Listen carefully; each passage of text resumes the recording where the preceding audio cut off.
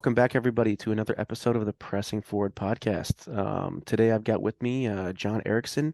He's a United States Marine, and we've been going back and forth for a little while trying to get this sorted out, and finally got some time to sit down and talk about John's story and service and what he's been up to afterwards. So, John, how you doing today, man? Doing good. Good. I'm glad that we were finally able to get after this and do this. You know, you and I got to sit down and kind of get to know each other a little bit more, other than Instagram messaging back and forth. So that was good. I'm glad we got to do that, and to come to find out that we know some mutual people throughout our time in service and some organizations afterwards. So that's pretty awesome. Yeah. So yeah, I guess we'll just jump right into it, dude. Give me an idea and a little bit about your background, where you're from, and what life was like growing up. So I grew up in Northeast Nebraska, a small town called West Point. Probably about 3,500 people, super small. Um, Nothing crazy. I got an older brother, older sister. Um, Played sports growing up, pretty much just worked. Um, What kind of sports you play? I did in high school, I did football all 4 years. I did basketball for 2 years. And then I wrestled my junior and senior year, and then I ran track my junior and senior year. Nice. Yeah, I Yeah. kind of did the same thing, minus the basketball. I'm a little height vertically challenged, so basketball in high school was definitely not for me. Yeah, I wasn't very good, and some of my best friends are taller than me and way better at basketball than me. So it's like it's gonna be riding the bench. So Well, and you're a big dude, so it's like sometimes you just need a body to be able to throw up and post up under the net, you know? I feel yeah, like you could probably handle that job. the problem is I didn't have handles, so I'm like bouncing the ball to Oh the yeah. bar, losing it everywhere. Get that flat rock hand that just slaps the ball down. So did you would you say that like I mean, you guys growing up with family and stuff, and being did you work like on the farm or anything, or did you have a job where you had to like throw bales of hay or anything like that, being a country boy or something? Kind of. I mean, I did like pretty much all small town high school boys do. I had a labor job. I worked at a landscaping company, um, and I was like the only man that worked there. It was like kind of two like middle aged women, so I pretty much did like all of the work, like all the grunt work. They own the company, so but like a lot of my friends had farms and go out and like help them if they need help or do stuff or you find yourself working weird jobs over the summer. You just, yeah, like, oh, you got to do something with cattle for a weekend. I don't know. You find yourself doing whatever you need to do to make some money, Yeah. growing up. So, yeah, I mean, I'm not going to say I like worked on a farm, but I have worked on a farm Yeah. before, But I was trying to get to the point of like, like you've been introduced to some like hard work as a young man, like before obviously getting into the service. So you've been like, exerted yourself and it physically and I'm sure mentally as well, being out there just like this is not what I want to do, but I need to make some money, so I'm going to do it. yeah. The Would you, classic tasseling. Every Nebraska kid should eat tassel. It's a great time. what is that? You walk through a cornfield and you pull tassels out at like 5 in the morning until like 3 in the afternoon, something like that. Oh, that does not sound fun at all. It's Like, miserable because it's cold and wet in the morning and super hot and humid in the afternoon. yep. But it's awesome. It's like end of July, early August, and it's like 3, maybe 4 weeks, sometimes longer. But you can start doing it, I think, going into like your seventh or eighth grade year. And the pay is actually like pretty decent, and you make more. Like if you show up every single day, you get more money, and then like every year the guy would pay you quite a bit more money. So like by the end, me and my one of my best friends, we were just running a crew together, and we were getting paid like I don't know. And this would have been starting in like '04 and finishing man would have been like '09 for me, making like $30 an hour Dude, almost. that's awesome for a high school kid, like especially back then. That's ridiculous. Yeah, it was not bad. And it was fun. It's like it doesn't sound fun walking through a cornfield, but like I have a lot of like super solid funny memories from like those weeks of the Yeah. summer. Definitely. Do you think like you playing football all 4 years and being involved in like team sports, like that was kind of your introduction to the sense of like camaraderie, team building activities, and like working together, like kind of leading you up to the preparation for things in the Marine Corps, like how you work together as a team with your team, your squad, your platoon.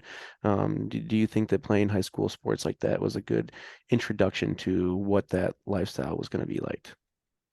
Oh, 100%. I think you can, and you might be able to attest to this, like people in boot camp or just boot camp in general was, I felt like maybe so much easier just because you're used to like someone's yelled at me before, a coach, someone who's not my parents, an authority figure has yelled at me. I've been held accountable for somebody else's actions.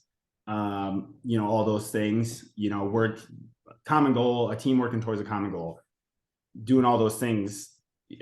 I felt like it made boot camp a lot easier. Like, okay, I'm not in complete shock that somebody is screaming in my face right now. I'm Right. not physically overwhelmed because I have to run or sprint or do push-ups or whatever, like I've already done this. Yeah. And I played football and ran track in college actually as well at just a small school here, but so like not even just doing it in high school, but going to the next higher level Okay.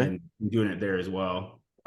Real quick, this kind of backtracks a little bit, but we're pretty much the same age, so you were probably in like fifth grade when 9/11 had happened. Yeah, fifth grade, sixth grade, something like that.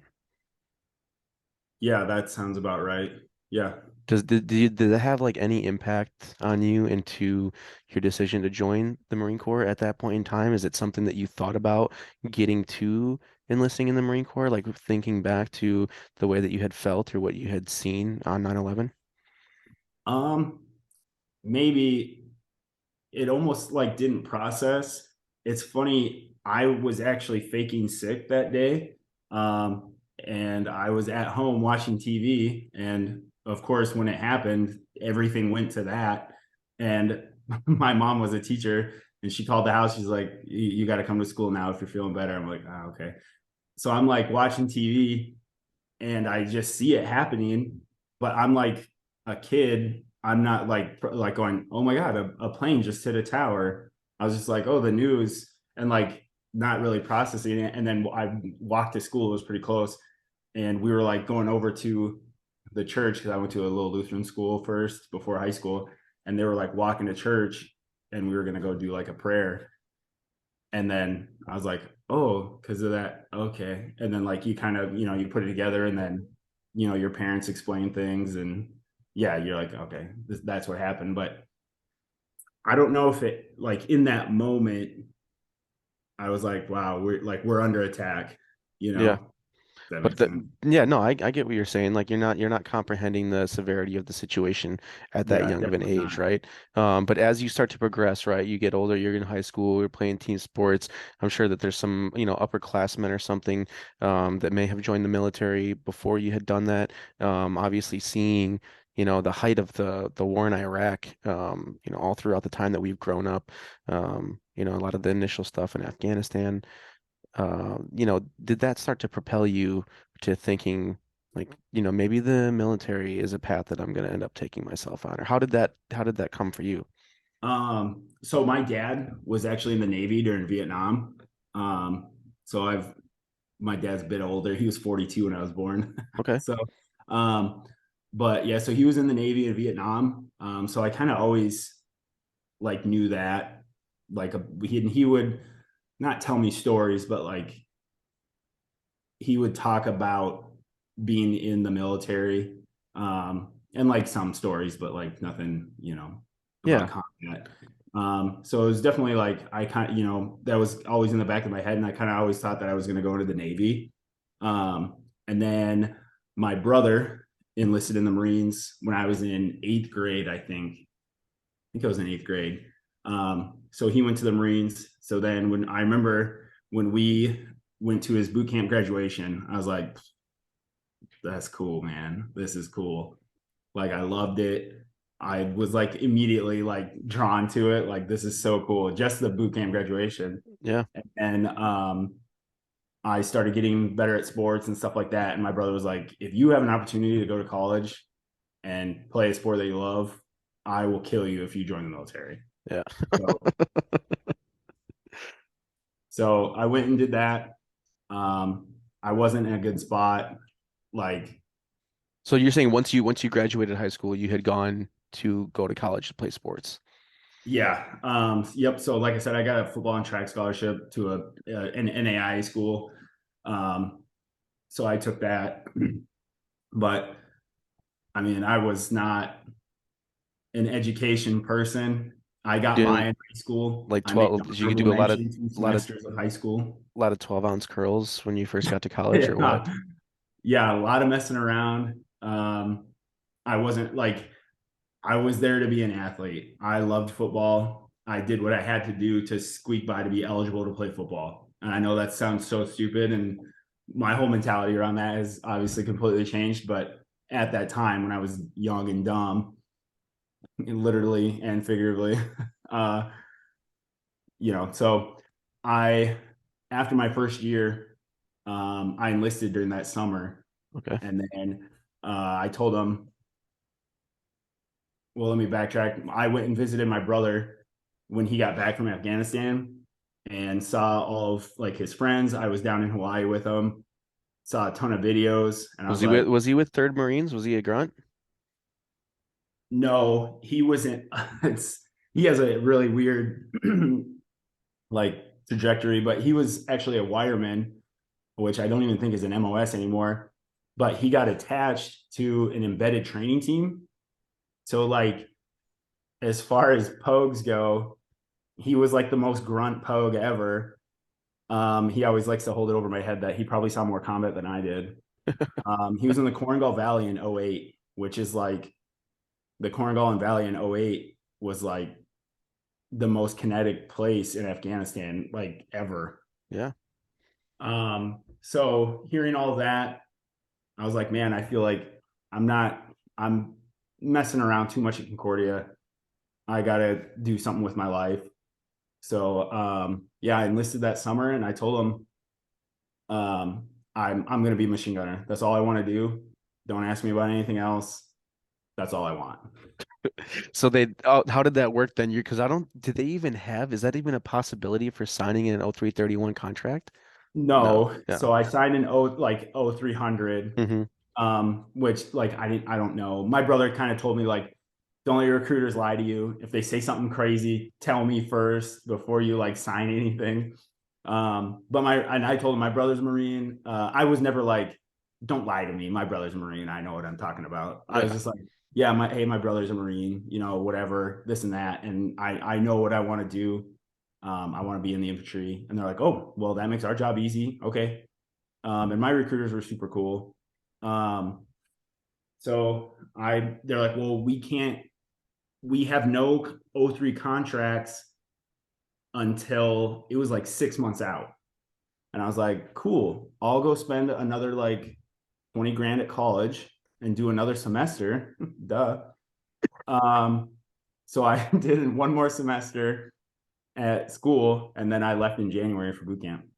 Okay. So did you pass all your classes or at least get up to that, like from the 3 semesters that you did your first year, you did another semester. So you got 3 semesters under your belt. You go in, did you have all passing credits? So like that obviously helped you out further down the road, right? Like having those credits behind you or no? So I think I finished at Concordia 3 semesters with like a 1.9 GPA or something like that. Not great. Like I said, so I had all my classes before I enlisted, like, end of freshman year, I registered for all my classes. And I'm a psychology major at the time. And so it's like psychology classes. Some like gen eds, they mix them. Man, I dropped so many classes. I had like it was like a PE class. Man, we played like badminton.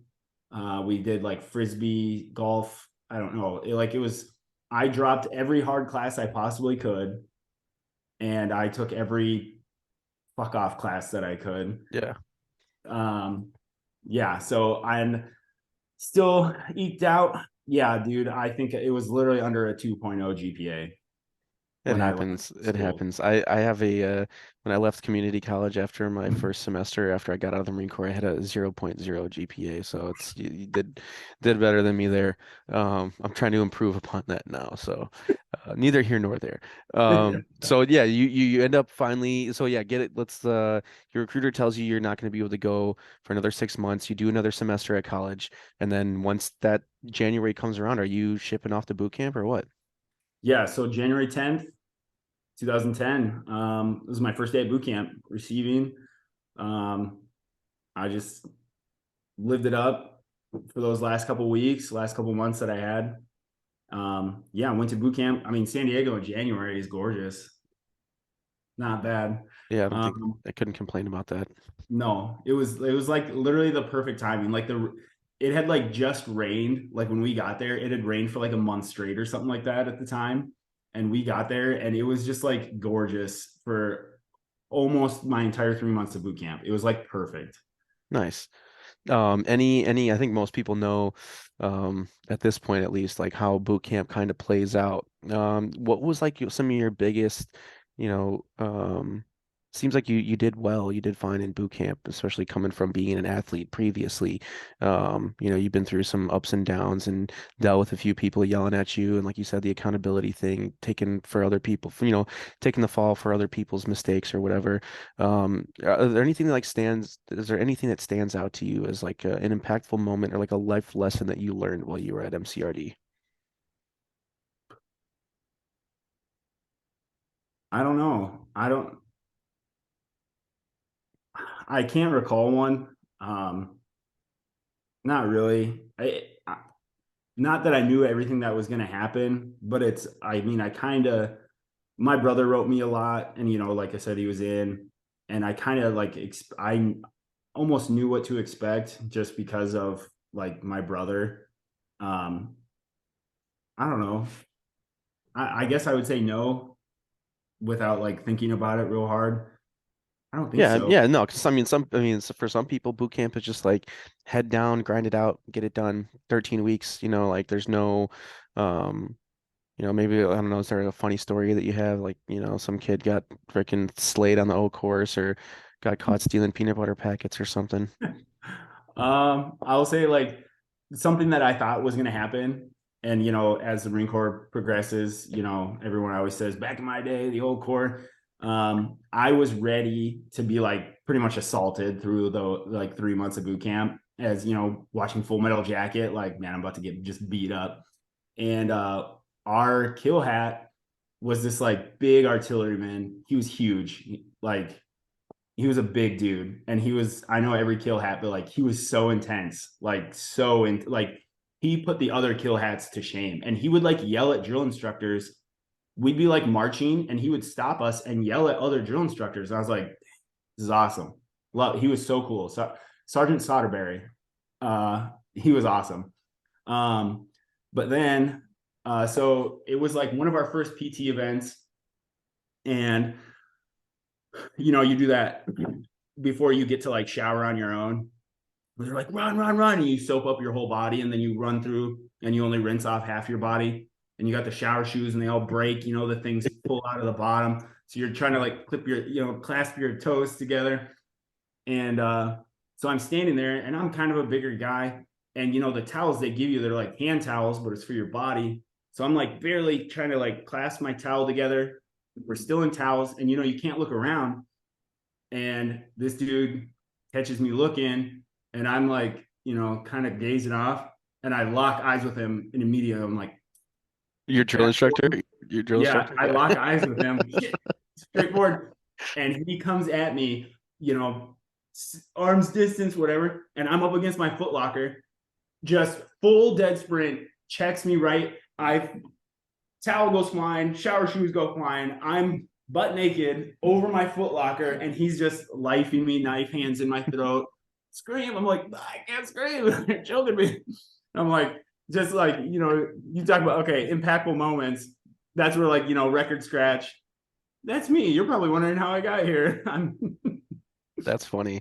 Yeah, I think everybody's had a little like that same mindset of the whole Arlie Ermy, Full Metal Jacket style drill instructor. And not that they weren't intense, but it definitely didn't get like the beatings that you hear about from some people. no. Like, yeah, they grab you, hem you up by the collar, or pin you up against the wall and get in your face. You got like six drill instructors when you're like doing bugle sticks, like, assaulting you from every direction, and there's like hands in your face at different directions, that kind of thing. So it's like if you're not in the, like growing up in a house where my dad, like, union plumber dude, like did no fucks given, like, he'll yell at you to get out of bed in the morning type of guy. Like I've been knife handed and yelled at since I was probably like, fuck, I don't know, coming out the womb. So when when I'm in boot camp, I was like, just aye, sir. Like I look, dude, I laughed in a drill instructor's face one time because he was like, he had an accent and he's like yelling at me, and I couldn't not laugh. And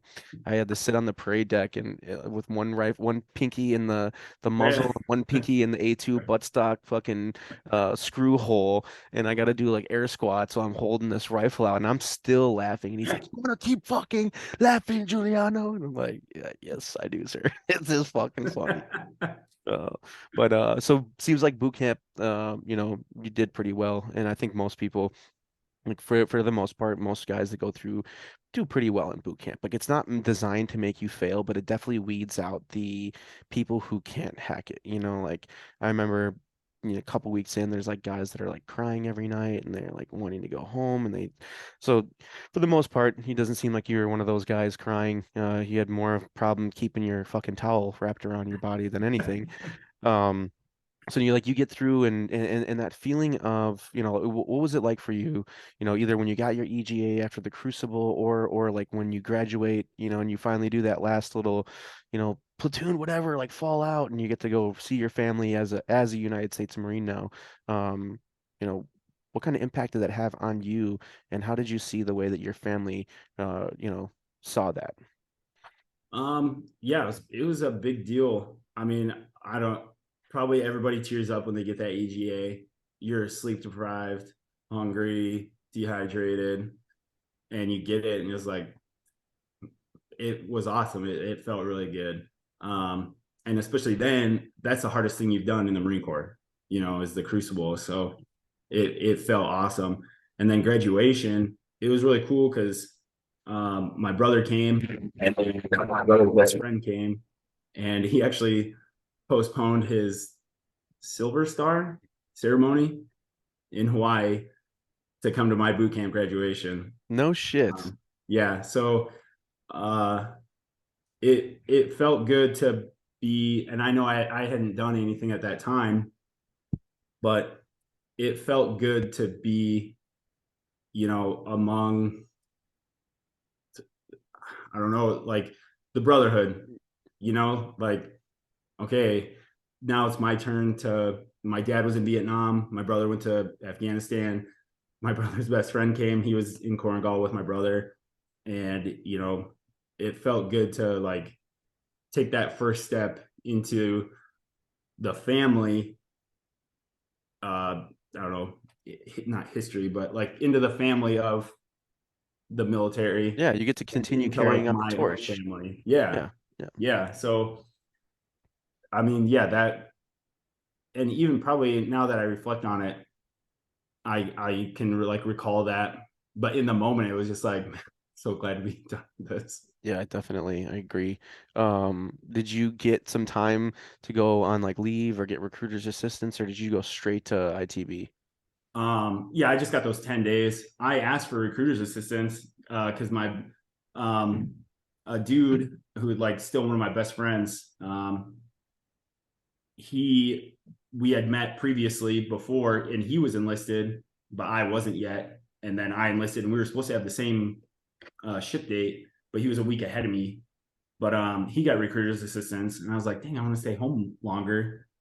Can I get it too? And they're like, well, you can, but like you'll be offset from like people picking up in ITV.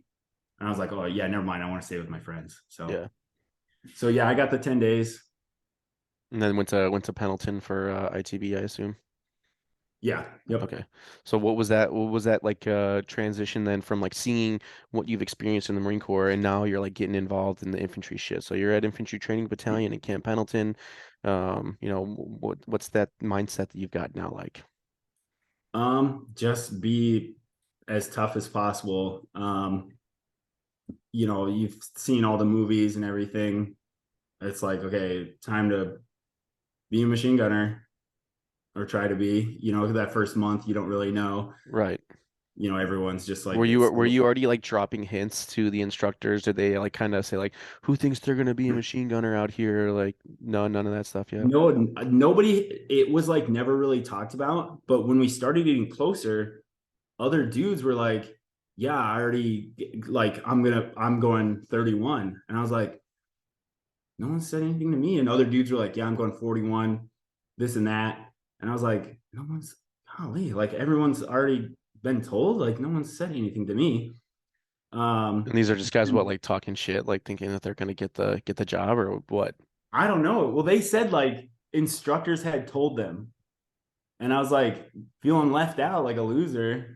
And I had done like well on the hikes because that was the other thing. They were like, if you fall out of a hike, you can't be a 31. Because if you can't hike with a rifle, you can't hike with a machine gun. Right, right. So like if you fell out of a hike, you couldn't be. So I was like, I have to be in the front every time. Yeah. Have to be. Um, so that was my mindset there. And then we're like, I don't know what that day or whatever. And they're like, well, there's two. They flip flop between assaultmen, like every cycle, assaultmen and tow gunners. So like, who wants to be a tow gunner? Who wants to be a mortarman? And I was like, I'm not trying to be a tow gunner. No one told me I'm a machine gunner, so I guess I'll be a mortarman. So there's like four of us, and he's asking. He could only take like two, I think. And he's like, all right, asking, do you follow any hikes, yada yada. So he picks one, and he's like asking me, and he's like about to tell me to be a mortarman. And this dude, Sergeant Brower, he was awesome too. Like I always wonder where he's at because I just want to tell him I like appreciated everything. But he comes out on the catwalk. He's like, Erickson, what the fuck are you doing? I was like, I'm gonna be a mortarman, I guess. He's like, no, you're fucking not. Get the fuck up here. You're a machine gunner. Get your big ass up here. I was like, thank God. Yeah, that's hopefully, you could have been a completely different path if you would have I just stood there and know. he didn't come out and save your life for a second. Were you pretty stoked, obviously, once you Yeah, found I out was like like, you're on the path you wanted to be on? yeah. I was like, why? I didn't know. Nobody told me anything. He's like, get the hell up here. I was like, oh, thank God.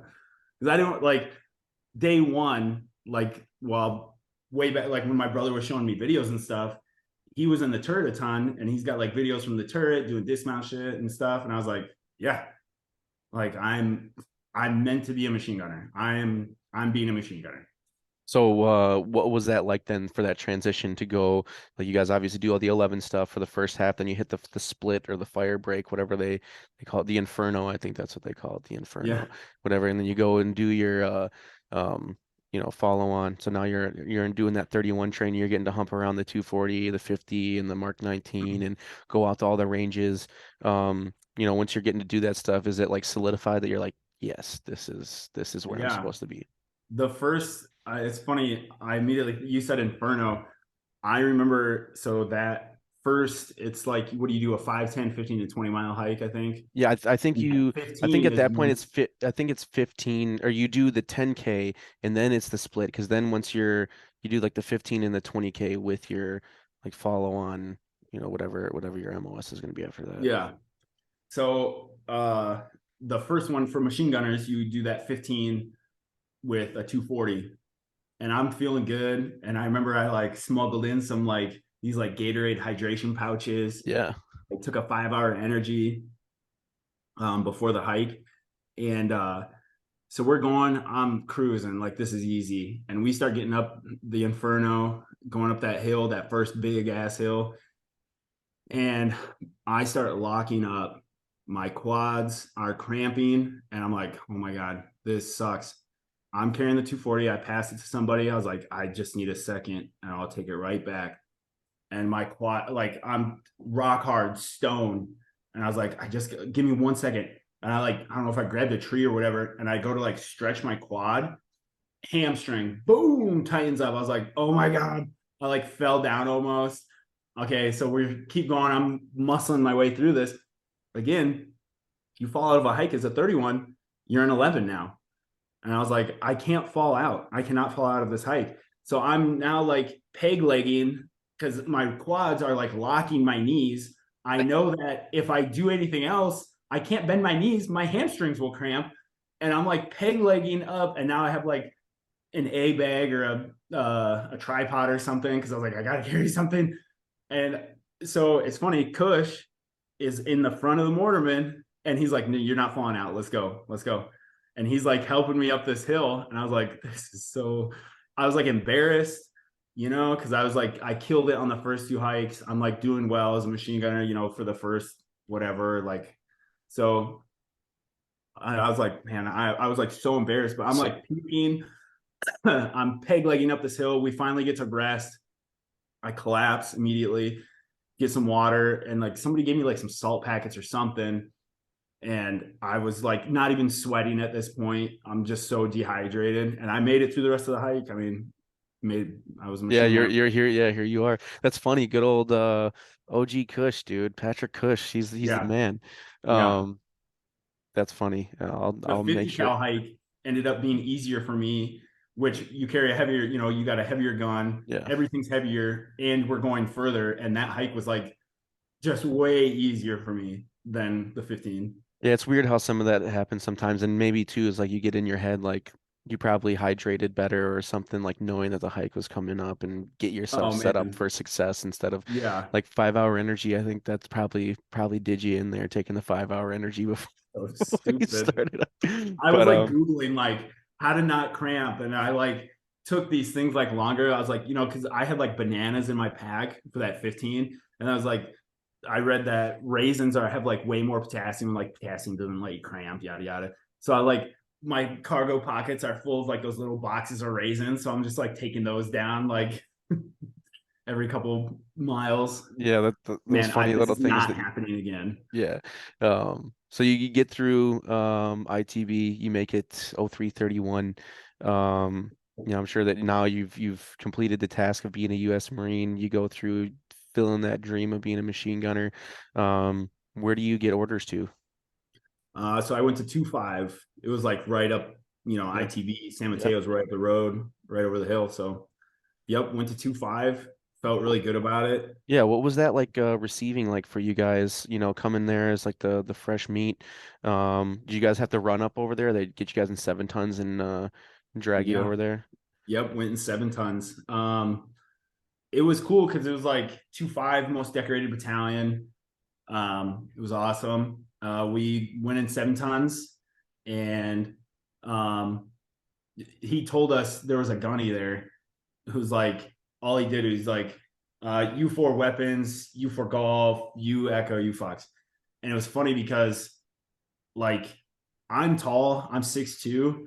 I was the shortest boot to go to weapons.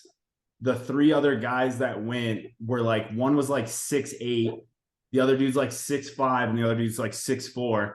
So all of us go to weapons. Like, dude, we're about to be crammed in like Humvees and Matt V's, for the next 4 years. I was like, but at that time you don't know. But Yeah, yeah. so just us four boot drops show up at weapons. And of course, we're all tied at the hip for a little bit.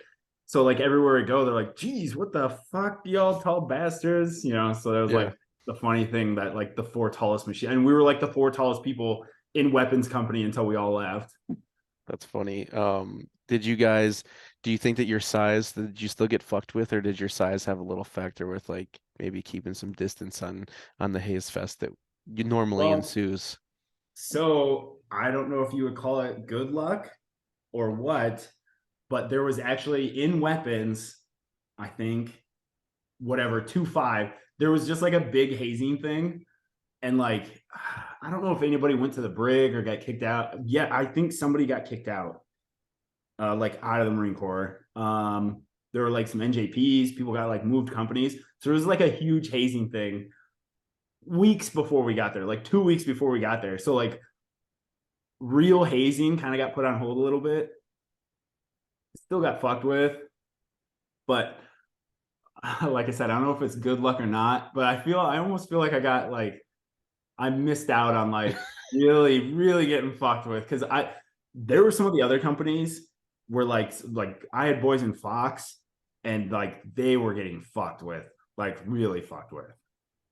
Yeah, that it happens, you know. Sometimes you get put in a platoon that, you know, you got some more reserved guys that are like, okay, listen, just do your jobs. Then you have like some fucking Lance Corporal that got back from his first deployment and he wants to make people feel the pain that he felt. Yeah. I've dealt with my fair share of that. But do you think that up to this point, right? Like now you've hit the fleet, are you satisfied with the things that you've experienced and the way that the Marine Corps has like molded you into an infantryman? Yeah, it was good. I really loved our like the 31 seniors that we were awesome. We had just had two guys, they had just gotten back from machine gun leaders. We had a corporal who had just gotten dropped, um, but he came from security forces. And at that time I didn't know like, oh, security forces, but again, still one of my very good friends. He was like the best leader possible that any of us could have had as a machine gun leader. He was my VC in Afghanistan. I was fortunate enough to have him like lead us as a machine gun group like my entire time in 2-5, and some of the other guys too. But as far as like knowing some of the other machine gunners, like where my friends went and everything, and knowing like the leaders that we had, just like you talk about like technical and tactical proficiency, um, leadership, mentorship, those things. I felt like we almost hit the lottery being where we were, Yeah, like getting dropped to that yeah, platoon, to that company. that's a good feeling, dude, to know that like you're, especially being able to look back on it now and kind of see the way that that paved everything out and laid everything out for you and the things that you learned and how you're able to grasp that stuff and grow and like in your own position. And I'm sure that some of the lessons that you've learned along that way like help set you up for success with the things that you've been doing afterwards. Um, what was what was it like? Like, you know, did you guys hit the fleet and it was just like hit the ground running? You start training. Do you know that there's a deployment coming up, or what are the type of things that you guys are getting introduced to right off the bat? So we were, the bummer about it is like, you're so gung ho. I'm a machine gunner, just got an ITV. I'm going to the most decorated battalion in the Marine Corps. Come to find out, 2-5's been on like 6 consecutive Mews, something like that. So it was like, okay, and we're about to go on another Mew. And it was like, I want to go be a machine gunner. I want to go to Afghanistan or Iraq or do something. I don't want to go train to train, you know. Yeah. But in the end, I think it was pretty it turned out awesome. So we got to go to Afghanistan. But like getting that extra like year almost, well, 2 years, oh man, 2 years deployed in 2012. So like, well, a year of training, like having that extra time to train as a unit, be like myself, more tactically proficient, with my weapon, with my fire team, all that stuff, be like more cohesive unit, probably paid off having that extra time to train and, do all those things, just be a Yeah. better platoon. So yeah, we went on the 31st about 6 months after I got to the fleet, I think 6-8 months, something like that. So what was it like, you know, that workup? What kind of stuff are you guys doing? And do you know for a fact that you're going on a Muse, so this is the workup that you're doing? Or are they telling you there's a possibility that it's like looming overhead, so it gives you guys, you know, like you don't just have this mindset of, oh, well, fuck this, you know, we're just going on a Mew. There's no sense in, you know, working hard or figuring this stuff out if we're not going to deploy to combat. How did you see your leadership kind of, continue to keep you guys motivated in training and keep you doing the job that you're supposed to be doing? We were 100% slated for the MU. There Okay. was like no hope of going to Afghanistan. But it's still like I said, coming down to like small unit leadership, there was no like whatever, we're going on MU. There was none of that. Like everything was like you train to fight. We're training to fight. Yeah. And then we got staff sergeant, our platoon sergeant, came to us like a little bit later on, but this dude had been to like or been on, I don't know, so many combat deployments, and he had said like a bunch of times that he was on a MU, and then got called to go to Iraq or Afghanistan or whatever. So it was like, well, maybe maybe it might happen, Yeah. but he kept us in line like really well and train. I never felt like anybody took training not serious. Like it was always we were in the field a ton. It felt like for that MU deployment. Yeah, and that's good. I mean, because not that I think that there would be any you just get, especially with some senior leadership that may be at this point of like, some lance corporal or corporal, like, well, fuck, this is my second or my third MU. I'm not going on a combat deployment. Like my time's gonna be up after here. Like they kind of drop their pack and like don't really give a shit. And then that trickles down to some of their junior Oh yeah, Marines. So definitely. that's kind of where I was seeing if any of that had happened.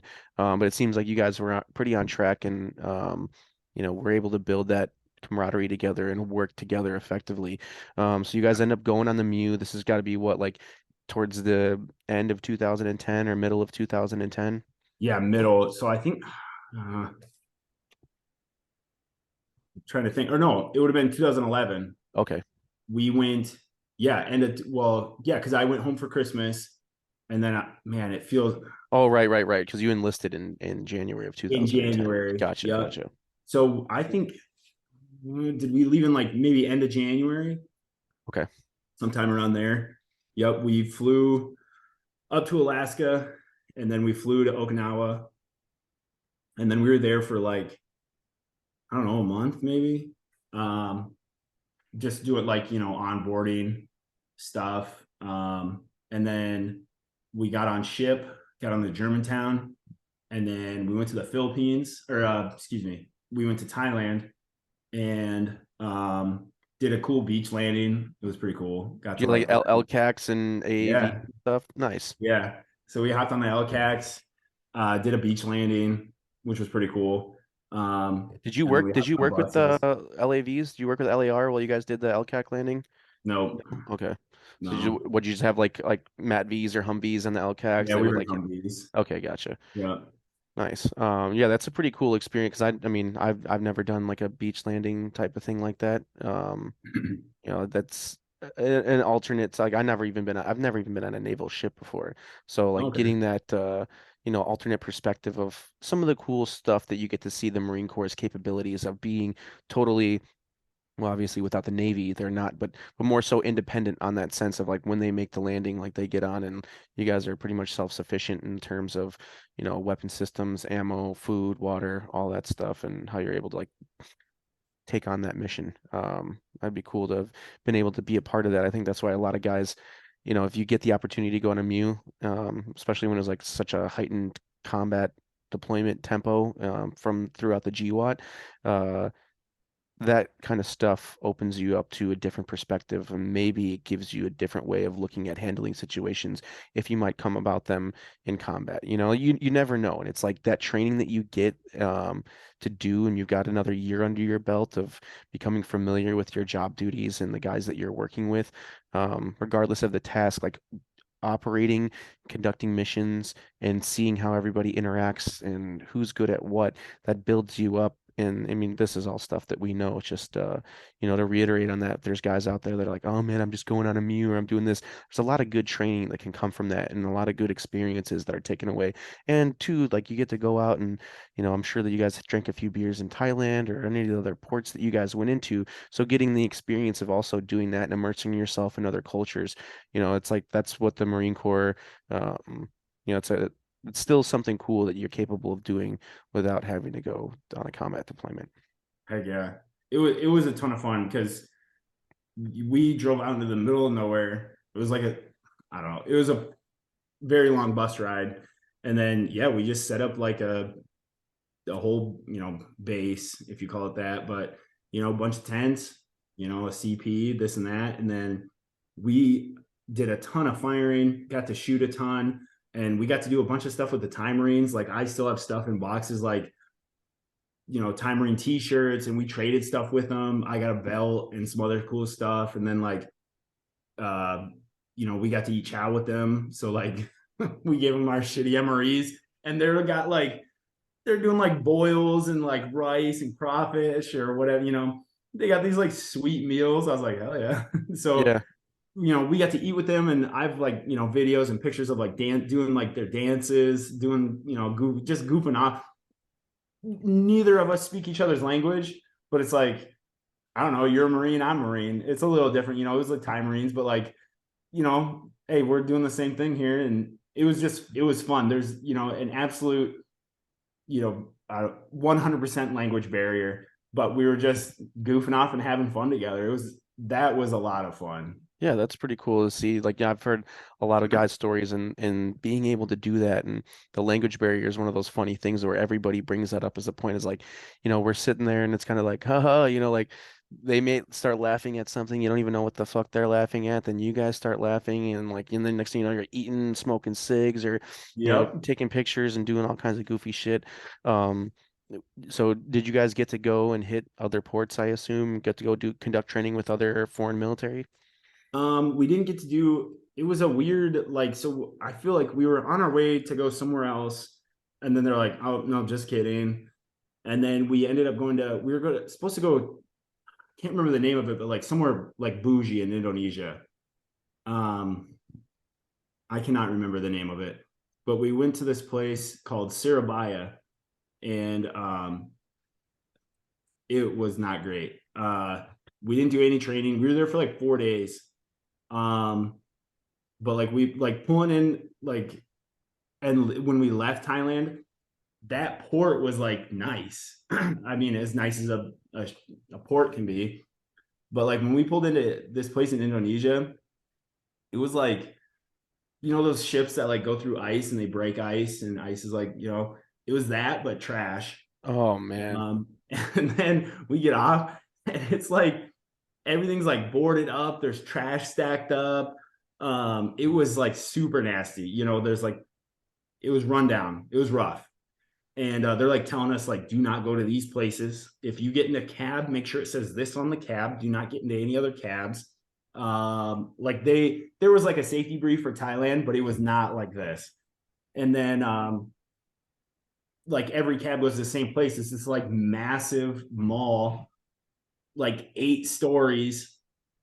And it was like super nice in like the middle of this like rundown city, just this huge, gorgeous mall. Um, but yeah, we didn't do anything there. We were there for like 4 days. Uh, Kids came on ship. It was like a bunch of like school kids. So we all had to work like I'm like wanding down like 6 year olds. It felt really weird, but they're like going through like metal detectors, and we had to wand everyone down because the metal detector broke. But like we did a ton of tours for the ship because we were the only ship that went. We all went to Thailand.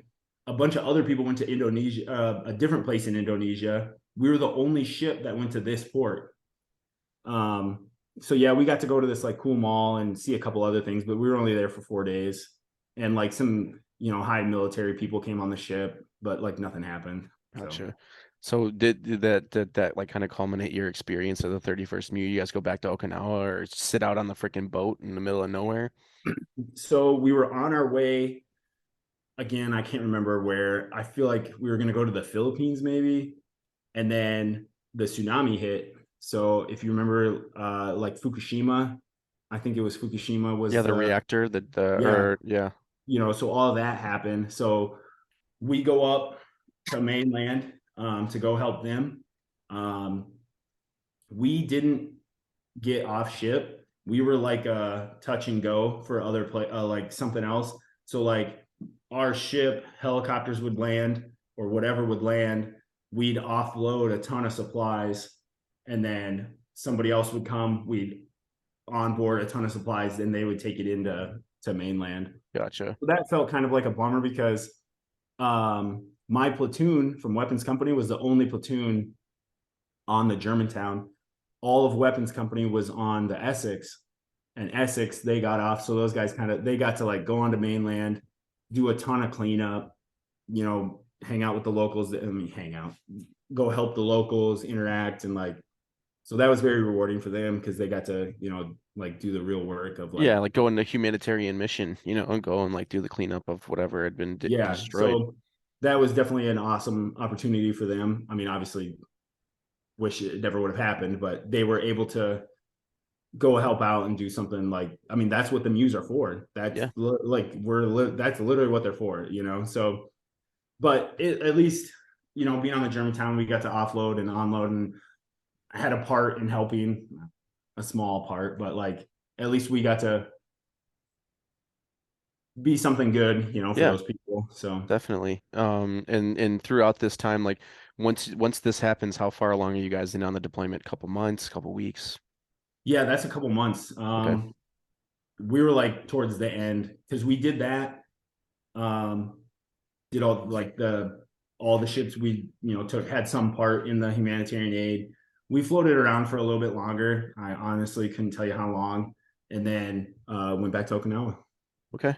So when you guys obviously, if there's, any things that I'm maybe looking past or any key points to that deployment, if you can think of them, go ahead and bring them up. But coming back from that deployment, knowing, this is, I don't know, loaded question. Or maybe a straightforward already can answer the question, but I think, asking in the sense of your brother, has already been in Afghanistan, like you've seen his combat footage, the types of experiences that he had, and you're coming back from there. Did you feel, I mean, inadequate or like your time, like you've wasted, obviously you had some good memorable times from that, but, in the back of your head, are you still thinking about the fact that you didn't go on a combat deployment? For sure. It definitely, like I joined the Marine Corps with that mission. Like my personal mission was to be a machine gunner, go to Afghanistan, go to combat. So like to do that deployment, I'll never say it was a disappointment. But like I said, you're gung ho. I joined to be a machine gunner. That's what I wanted to do. I want to go earn that. Yeah. You know, um, but like being able to, like I said, be a part in that humanitarian aid and getting to see everything else. I mean, how many people get to go on a 6 month cruise to Thailand and Indonesia and Okinawa? And Okinawa was awesome.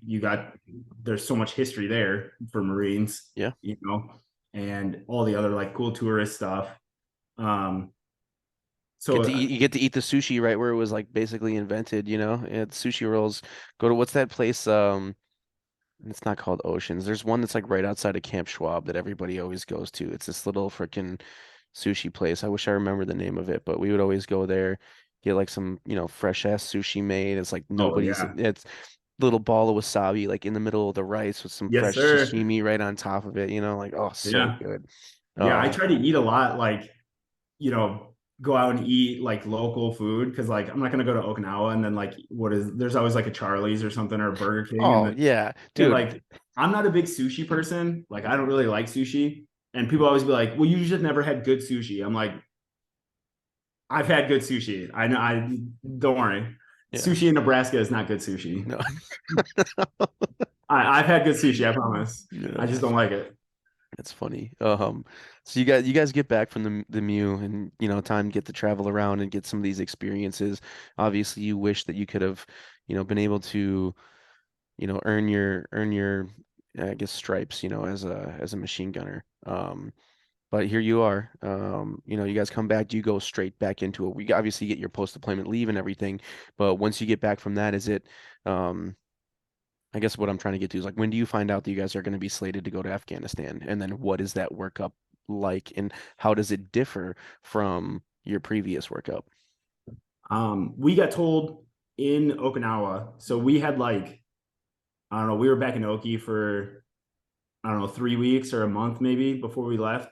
And they told us pretty quick, like, hey, we're slated to go to Afghanistan next.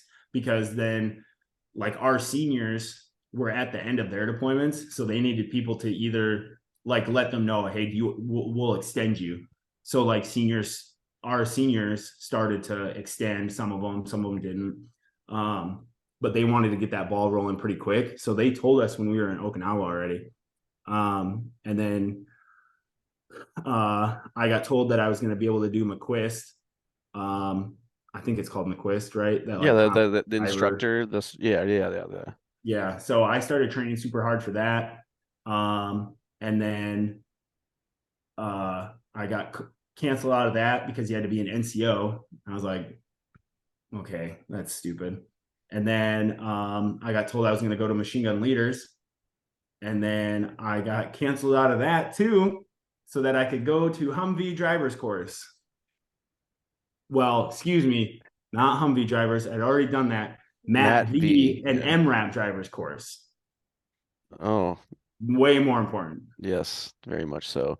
And then I So think that's another thing that kind of sucks too, is because at this point you would think that, you've already got a deployment under your belt, so you'd essentially be considered like a senior. You got a little, walk with a tighter step or whatever. I don't, whatever. You think you're yeah. a senior And I was Marine a and you team got your leader at deployment that point right. too. And it's like, why wouldn't you send some boot to go do this and not somebody that's going to be, whether I'm up in the turret or dismounted leading a machine gun squad or some or lead machine gun team or Yeah. whatever. Yeah, But it was pretty disappointing because then once I had when I got told that I wasn't doing machine gun leaders, I think that was my fourth course that I got taken out of for okay. because my first one was non-lethal weapons, which not a big one, but I was like, this sounds super fun. Got taken out of that for Humvee drivers. I feel like there's one more in there that I was supposed to get to be able to do, but didn't. But McQuist and then machine gun leaders, Okay, which so let me ask you this then. With that, like, did this start to get to a point where, I mean, you think that this is the way that things are going to go, or like you're getting shafted?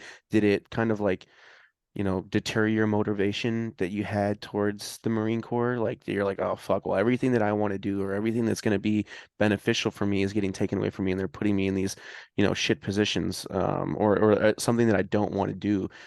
Obviously, we all know that you got to fill the billet and like do what the Marine Corps tells you, but Marine Corps. seeing these things happening, does this deter your motivation a little bit in the sense of like your job duties as a machine gunner?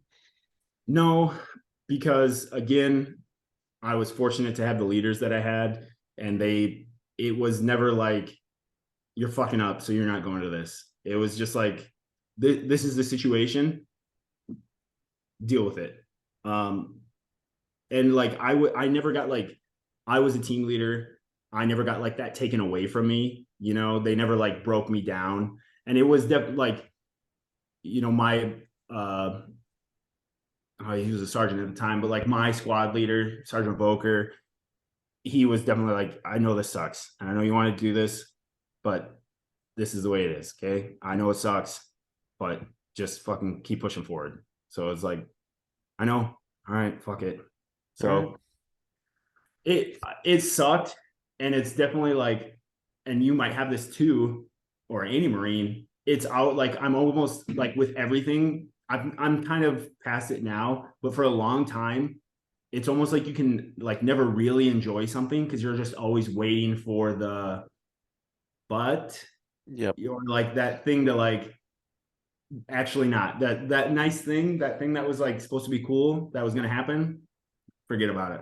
Yep. It's You know, like you're like always waiting for something to go wrong. you're constantly prepared for the worst situation. Like you Yeah. hope for the best, but you're prepared for the worst. Yeah.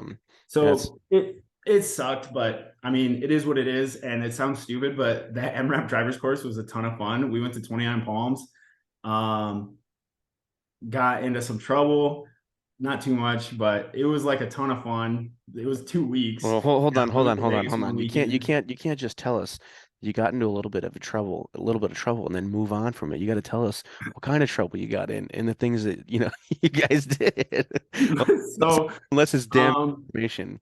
so we go. It's a bunch of lance corporals and one corporal. That's who goes. It's like 10 lance corporals and one corporal. He was in our platoon. He was like one of our ROs. Cool guy. But like we're going from Pendleton to 29 Palms with like no real senior, like not even a sergeant, you know? And night one, first night, we're in a Pogue barracks. No disrespect, but we're in not infantry barracks. And we got there a day early. They sent us like by accident, not on purpose. So we thought we got there like almost like 48 hours or I guess like that night, whatever. Anyways, we're there too early. So we have the whole rest of the next day. We still didn't have to go to the course. So we're like, what do grunts do? You drink when you have time. So night one, we get obliterated. All of us get hammered drunk. Two of the guys get butt naked, disappear into the night. They come back with, I don't know, what was it? Battalion sergeant major or some like officer parking sign. They steal this dude's parking sign. We get in trouble. A sergeant major comes and talks to us. Like there were other smaller things, but that was the big one. Also, two kids running off naked around 29 Palms. Um, but yeah, that was like so there were, like That's I the said, way there it were a should couple be other done. instances. People are like, nobody got in like a real fight, but there was like some shit talking. Because then Yeah. people are like, "Hey, shut the fuck up! We got to work tomorrow. Fuck you!" Yeah. You know. And we knew at that point, we knew we're not in an infantry barracks because you can probably tell on a given night if you just walk up to a Marine, you can tell if they're in an infantry barracks or a Oh non-infantry yeah, barracks. if somebody's drinking a Coors Light and smoking a Marlboro Red and they're just hanging out on the catwalk at like 10 o'clock at night, you're like, yeah, this guy's probably a grunt, Man. more likely And than that's not. we're like, so we're blasting cigarettes on the catwalk and drinking. And the next, like, so all these things happen. Somebody comes and talks to us. I don't remember what rank they were, but we're getting yelled at, and they're like, "Oh, you smoke and drink on the catwalk," and we're like, all the time. You tell me I'm gonna call your company Gunny, and we're like, yeah, Here's the phone. like Here's yeah, the we smoke and drink on the catwalk every night. What, you guys don't do that here? Like, what is going Yeah. on? So, anyways, we get, yeah, like now we're on like thin ice. There's like, if there's one more thing that happens, like we cannot fuck up anything at MRAP drivers course now. They were like, we were in hot water. Like night one, we showed up to the course. Are you those fuckers from 2-5? Fuck yeah, we are. That's fucking funny. Stupid. So I assume you guys probably stayed below the radar the rest of the time then and just got the course done, or was Oh there? yeah. Okay, good. Yep. Yeah. Yeah. My one of my buddies, he ordered like 15 like double XL pizzas that night. So we were like just calm eating pizza for the rest of the 2 weeks. Got through, nothing happened. We went out to Vegas one of the weekends, and then we went to, what's that other one? Palm Springs one weekend. A dude Yeah. got married. The corporal that came with us got married in Vegas. What? So Just are you serious? yeah. Oh, that's some of the most Marine Corps shit I've ever heard in my entire life. Yep. Um, that's great. So you guys get done with the MRAP and Matt V drivers course. You go back to Pendleton. What's this, time frame now where you've got to get ready for deployment? So we started getting pretty serious with training. We were doing, like 2 week, 14 days out in the field. We went up to Fort Hunter Liggett, an army base, did a big thing up there, ton of training. Um, yeah, just like we're getting prepared to Yeah, go typical workup Afghanistan. stuff. You guys are have that at this point, have they given you guys an idea of like the AO that you're going to be going to, or do you not know that yet? I'm not for sure. They Okay. may have. I don't really remember. All right. Any key takeaways from things that you guys were doing during that workup to like really prepare you for deployment? Any senior leadership that had like talked about previously being there, and things that you guys were like focusing heavy on, IED detection, patrolling procedures, like obviously like casualty reports and doing CASEVACs. Like, what was the thing that you guys were probably hitting the most training on? Uh, Definitely. So a couple of us went to an IED thing, like learning with the sweepers. Yep. It was just a quick, like a week long thing, um, and then we got to do like in that it was like called bomb detection, but like this is what an IED looks like, pressure plates. This is how So a couple of us got to go do that. I got to do that. Um, and then we worked a lot on that in a different form. Like, you're used to, echelon left, all the things. And now we're just walking in a straight line, Yeah. Yeah, it's a So all the patrolling procedures kind of go out the window once you get into country and it's just ranger file, the whole yeah. way up. Yeah. Um, So we did that. We hit, oh, I got to do the pig lab thing. yeah. A PJ was our instructor, and if you ever watch History Channel, he was the host of Forged in Fire, Will Yeah. Willis. Yep. Yeah, so he was our instructor. Felt very fortunate. Like, man, that dude was just a wealth of knowledge, and he like made me want to be a PJ. I was like, man, when I'm done with this enlistment, if I stay in the Marine Corps, or if I stay in the military, I'm going to the Air Force. I'm being a PJ. Like, I was almost not hard set, but I was like, I want to be a PJ now. Yeah, I Definitely. mean, seeing the knowledge and the capability of those guys, especially when they're displaying that like tactical medicine, capabilities, it's pretty freaking sweet to see how Yeah. competent those guys are with what they're Yeah. doing. So you've gotten some good training under your belt, and I obviously, you guys, at some point you go to Mojave Viper or CAX, Mhm. whatever it is at that point in time. You do that, and then you guys are, getting ready to go on your deployment to Afghanistan. So what kind of things like leading up to that? Are you married at this point? Like what kind of stuff are you talking? Are you hitting up your brother, trying to pick his brain on, excuse me, on things that you should be preparing yourself for? What's going through your head as you're in this transition to going on your first combat deployment? It's definitely talked to my brother a lot. I felt like we got pretty fortunate too because we got 3.5 combat replacements. So we got those, and I felt like that it felt kind of good because at the time, our platoon sergeant had been in the Marine Corps for 20 years, something like that, and had never been to combat. Our lieutenant hadn't been to combat. Um, a lot of us hadn't been. We got a section leader to us that had been to Iraq and Afghanistan, I think. Um, but like we were pretty green, Yeah, like we didn't have a lot of combat experience. So getting the 3.5 guys, that it felt good because they had just, obviously like 3.5 went through the friggin' ringer. So a ton of combat experience there from like young guys, so that felt good. But and you did it too, probably. Just the like, you write your will, you go home, talk to your parents. If I die, this is what I want. If if I'm a vegetable, like take me off life support after so long, like come to a realization of like I'm a couple months away from like potentially either dying, losing a leg, losing an arm, losing my friends, yeah. whatever. So like, That's a huge thing right there. Like I don't think many people like understand the severity of the decisions or like the mindset going into a deployment that a young man has to deal with, and young women too that go on yeah, combat deployments. But being 19, 20 years old, or being 30 years old with two kids and a wife, and writing your will, um, and basically describing how you want to be, um, taken care of, and what's going to go to who and all that stuff. A lot of you think about it, a lot of the guys like haven't, up to this point in time, like don't really have, especially the young guys, like all your Lance Corporals and below, they don't really have much of a legacy to leave behind. So yeah, you're just like writing off like, well, I guess my mom can have my what's in my wall locker, like that kind of shit.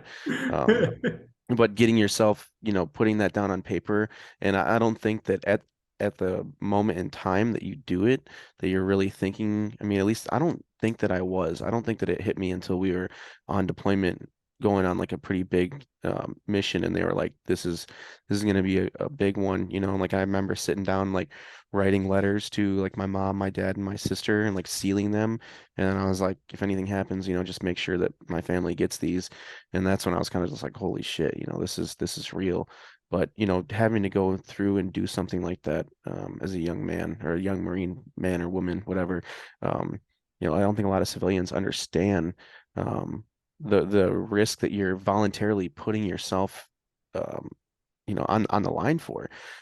It's crazy to think about how willy-nilly and how casually that, basically everybody that I know, and I'm sure the same goes for you, it's just like, all right, well, fuck, I guess I'll just sign here and like there it Mhm. goes. Um, so when you guys finally do make that trip over to Afghanistan, whether you get into Leatherneck or Dwyer, do you remember where you touched down at? Leatherneck. Yeah. Yep. So did it start to, you know, hit you that this is actually all, you know, you're like, oh shit, this is real. This is actually happening now. Leather, I wasn't ready for what Leatherneck was. I don't, after like 2009, I'm sure nobody expected it to be Yeah, like that. it was so weird. Like you come in and like I'm thinking like we're fucking in combat now. Like I haven't seen combat, but like, and then you're like, oh, is that a movie theater? Is that a coffee shop? Where the hell am I? Like, what's going on here? It just felt weird. Yeah. And then one of our dudes, one of the other team leaders, his dad is a contractor, and he was over there. So he comes and swoops us up in this like beefed up excursion, and we drove over to Bastion, and we go watch a soccer game with the Brits. Had a cheeseburger, like a really good cheeseburger. I was like, this is dope. Yeah, you're like, Like we knew now, like this is a couple days later. I'm like, okay, Leatherneck is not like it's like Camp Pendleton forward. yes, yes, definitely, definitely. I mean, when we got off the plane, it was like the C-17 or whatever the transport carrier is, and we're like touched down, and I'm like, dude, we just sit on a plane and like go in circles over 29 Palms or something. They just like landed us back in 29 Palms. Like, are they fucking with us right now?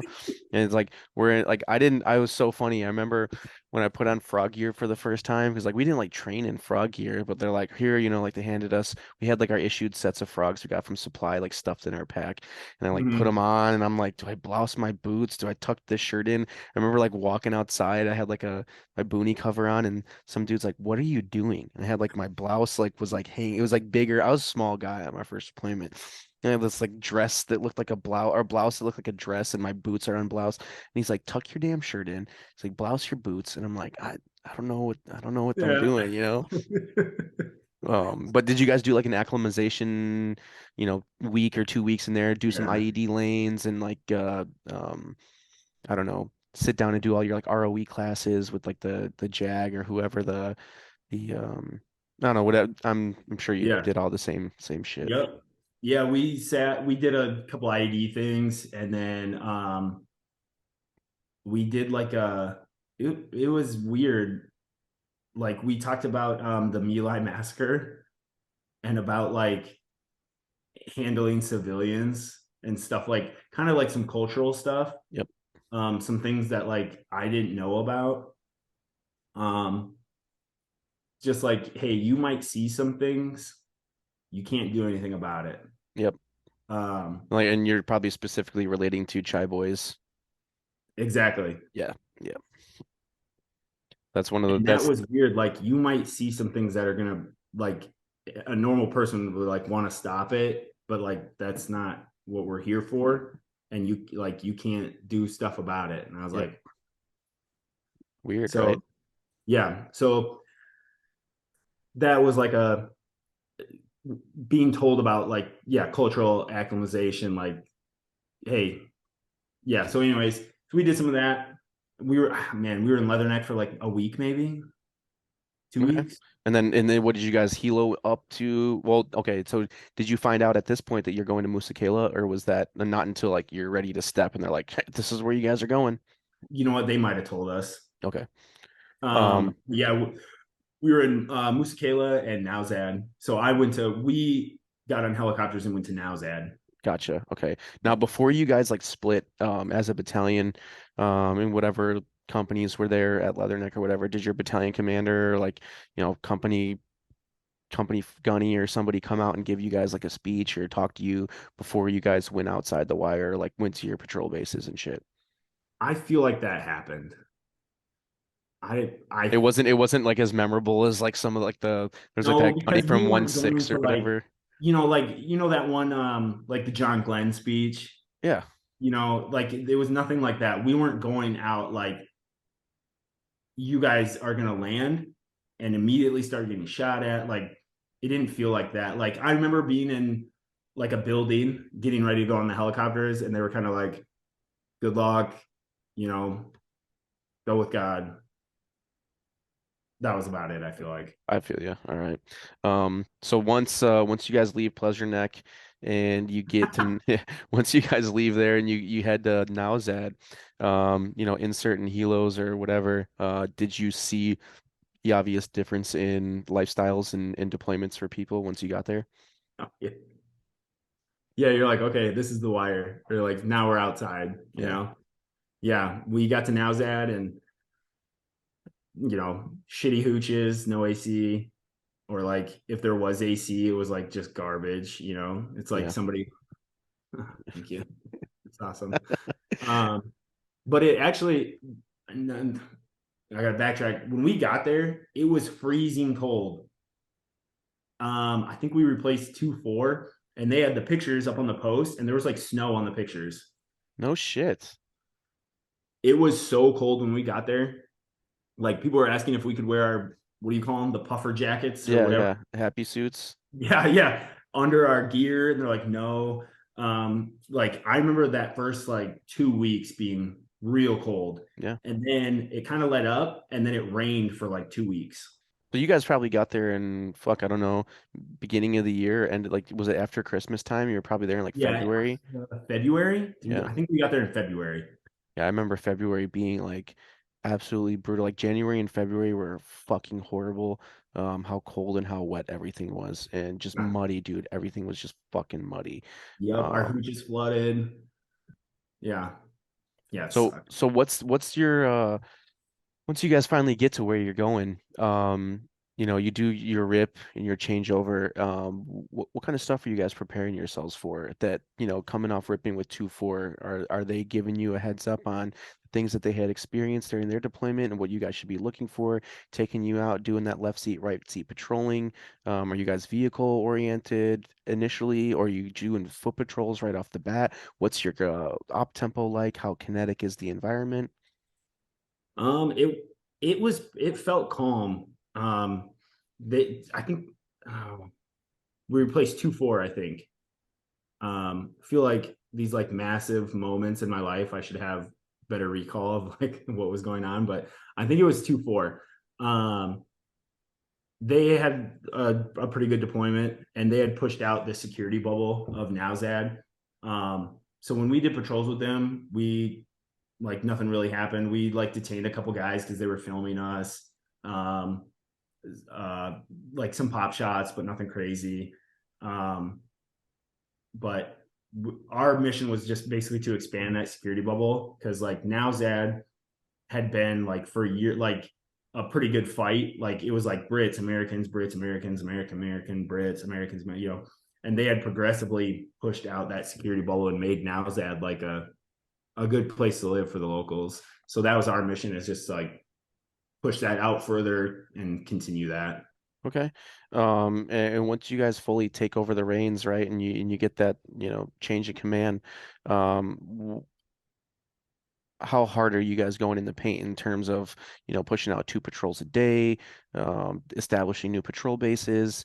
Like, are you taking Are you guys finding IEDs? Are you finding weapons caches? Interacting with the local populace? Are you getting a good vibe and a good feedback from the people that are around you? Yeah. We went out this other place, Kirgay, put up a patrol base there. I think we did that. I don't think that was like our we put that up there. And then we had an embedded training team, or what do they call it? Like an assistant EMT. team. Yeah, Yeah. whatever. Yeah. So like my platoon or my squad, excuse me, went out there with some of the training team guys. And Kirge was like way smaller than Nowzad. It was like 50 people, this like small little village. So we went out there. Well, we were doing like a lot of patrols around Nowzad quite a bit. And then like, man, we were there for like a week, and a little boy and a little girl were driving a tractor over an ID, like in the town almost, because they came to into our fob, and we treated them and then sent them out. Well, like back to Leatherneck or wherever they went. But so that was like a immediate like, oh shit, there's IEDs like here, like in our like immediate area. Yeah.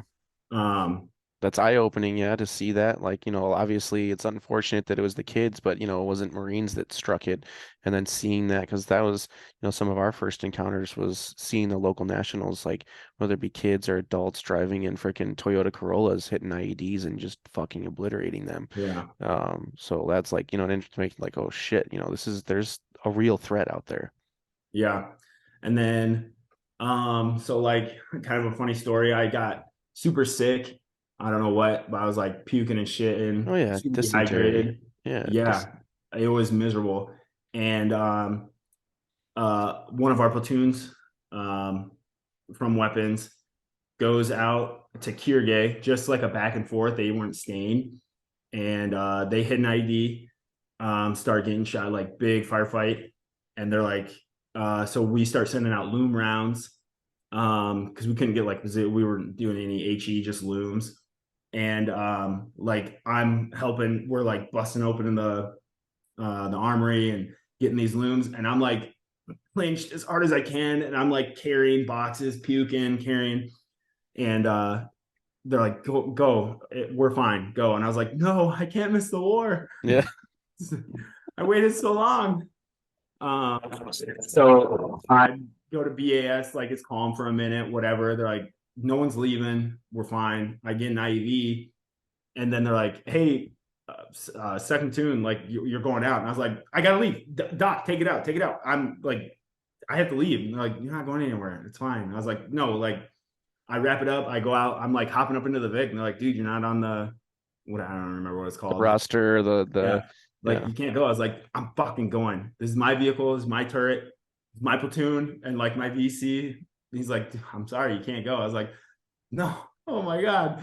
Like this is like the first firefight, the first thing that's happening, and I was like, I fucked up. I shouldn't have said anything. I should just shit my pants and Yeah. just been quiet. I missed the war. I'm sure just looking back at it, I'm sure the guys that were riding in the MRAP with you are probably happy that you didn't stand in the turret that day. Yeah, Probably, yeah, probably, probably for the best. yeah. But I didn't miss the war. They went out. The firefight stopped like 5 minutes later, so they drove out. We towed the Vic back or whatever happened, and yeah. But yeah, then my platoon, or not my whole platoon, just my squad went out to this Kirgay fob. Geez, I think my house might be bigger than whatever that fob was. It was so small. And we were right there with the village. And I think we were there for like 21 days. Um, we ran patrols probably 3 times a day out of there. And then We would swap, but like, okay, yeah, like somebody being like QRF, you got guys standing post and platoon or yeah, whatever, a squad there out there was doing patrolling. probably, I mean, there was probably only like maybe 20 of us in that Okay, fob. What kind of what's the AO like that you guys are operating out of? You said it was a small area, like 50 people in the village and everything, but is there, still an enemy threat? I mean, obviously there more than likely always is. Somebody's either watching you, but were you encountering IEDs? Are you taking fire from the enemy? Any IDF, or was it pretty low key for that time that you spent at that fob? It was, I don't know, it was a very weird time because like right over the hill, we would hear them. We'd hear them shooting. There was like they said it was like a Taliban training camp, basically. Um, and we would try to go patrol, and higher ups would be like, no, don't go there. And I'm like, what are we doing here? Did we not come here to like kill bad guys? Like, I don't know. So they kind of put like an op box on us. We could only go like in, a certain amount of grids and Yep. whatnot. Yep. So that was kind of disappointing because then like the Afghans that were with us, they drive out. We could almost see them. They, take off on their Danger Rangers and their motorcycles, and they come back and tell us about how they got in firefights, show us their empty magazines, and I'm like, dude, what are we doing here? What the Yeah. hell are we doing here? It was so frustrating. Um, but like we'd get like pop shots, random shit, nothing crazy. Um, we would go through the town, talk to them. Our doc would like, give foot creams and pain meds or like try to help the people as best with what limited resources we had, and yeah, we would just not hang out, but we would like talk to the people. Do some like KLE style stuff where you have like a little chai break or whatever, like some Yeah, like village it's elder bringing you 120 some and chai. a little kid hands you a hot tea. I'm like, yeah, Yeah, sweet. This is what I sweet wanted. dude. That's exactly what I wanted right now. And you're like trying to sit there like maintaining security or like Yeah, sitting down. It's like I can't drink this right now. I'm just gonna yeah. yeah. So it was all right. I think we did, and my timeline might be a little messed up on this, but I remember we did that, and then we went back to Nowzad. Somebody replaced us, and then we all went back out and we tore that fob down. We were done, and then we went back to Nowzad. We did like a longer patrol, whatever, on vehicle. We did quite a bit of foot patrolling. I don't know if I would say 50-50, but like maybe 50-50 foot vehicle patrols. Hmm. Um, and then I don't know. Time was so weird over there. I would say maybe a month later, they were like, hey, everyone in Kirgay got like massacred, basically. Like Kirgay's gone. Everyone got killed. So you guys tore down the fob that was or the base that was essentially, you know, Keeping that village alive. overseeing the village or whatever would have been able to like fend off a Taliban attack. And then when you guys tear that down, Taliban comes in and massacres everybody. Yeah. Which again, it just felt like, what the fuck are we doing here? When we knew that I like there was a train, like we could hear them firing. Like when we tore down that fob, we went out and like did like in our VIX like a big security thing, like Hmm. spread out vehicles. And I remember just like sitting in the turret, like I can hear it. I can fucking hear them shooting. And then like especially now we got the VIX, we got like our whole platoon, we got like not a company, but like we got it. We could go just wipe these dudes out, and we didn't, and then we leave, and then a whole village gets killed. Like, hey, Jeez. that girl that we put foot cream on her athlete's feet 2 weeks ago, she's dead. Cool.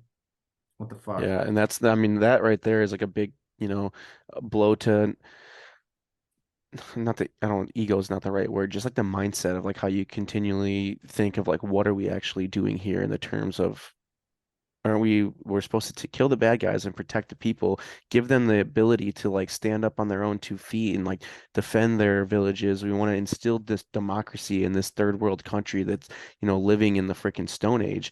And we're just like kicking ourselves in the ass when we do things like this, and it's just not like on the lower, I'm sure that there's like a strategic, some freaking commander overseeing, from RC to T, RC whatever Yeah. that we're operating in, seems like, oh, that little fob doesn't need to be there. There's another one, click away, and we're the ones that bear the brunt of dealing with the repercussions of knowing that we are operating in an area and then we leave and somebody or everybody gets killed and it's like we rendered aid, we provided security, we cleared IEDs, and we wanted to make sure these people could live their lives in peace, and then ultimately that doesn't end up happening. So, Yeah.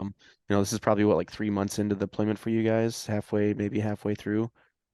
Yeah, it might have been shorter than that. Okay. Maybe like So 2 months. I don't So, know. so after this happens, like obviously it probably is pretty upsetting to you guys. Is there any shift from coming from like being in the winter months and now like, fighting season's coming around, like, you come up into April and May, supplies start getting moved, poppies starting to bloom, and they're gonna start harvesting soon. Um, fighting tends to pick up. Did that seem to happen for you guys?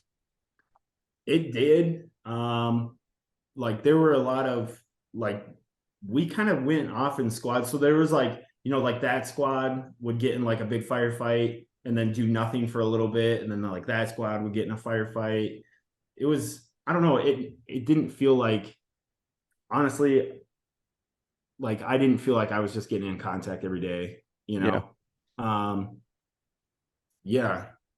Trying to think of like what we were doing at like this point into the we left Nowzad and we went to oh my gosh, a pretty big fob at that point. It was big. Like there was a huge medical thing there. Oshkosh had like, like if vehicles were messed up, Oshkosh had all their contractors there. Okay. Um, yes, we ran patrols out of there for a while. Gosh, I can't remember the name of that fob, but we tore that one down too. Um, a little later on. We did a lot of moving around because then we Yeah. went from that fob, we went back to Nowzad, did like longer range patrols out of there, and then went back to that fob, and that's where we like finished out of. Okay. Yeah, because I mean, this time in 2012, I got there in, I think, April of 2012, or maybe it was, yeah, beginning of April in 2012, we got into Afghanistan. And towards the end of the deployment, like all we had really done was tear down patrol bases, and we were like demilling shit. It seemed that that was Yeah. going to be that was like a huge drawdown phase. So, Oh yeah, big time. it was more focused on like, allocating resources and tearing down patrol bases and then reconsolidating back into the larger cops and the fobs in the area.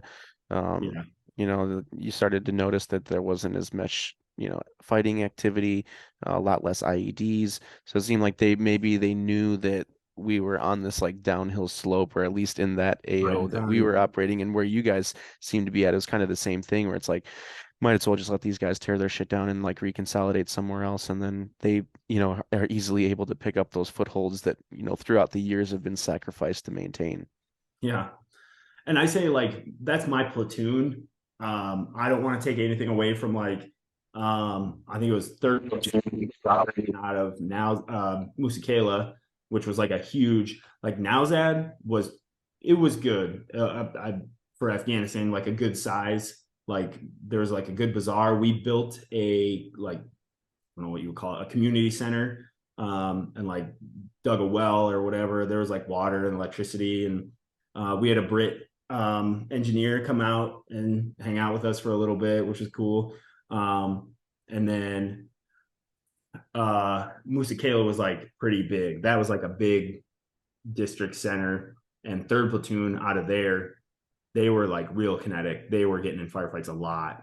And then like the other companies, I know they did a lot of stuff too. So Yeah, not so to take away from what other companies and other platoons, but um, it kind of felt like we were like almost always missed out. I mean, I still got in a couple firefights, got blown up, got to see and do stuff, but like definitely the other, I felt like other platoons and companies got to do a lot more. Oh yeah, I think that's pretty common. There's always that one platoon or one company that's in like the thick of it and they're getting it, and then everybody else is like hearing, over whatever it be, like the BFT, seeing shit and messages being sent back through Sipper and Nipper, and Yeah. intel dudes are like, oh man, they're really getting it over there and they're fucking stacking bodies, and you're like, all right, like sweet.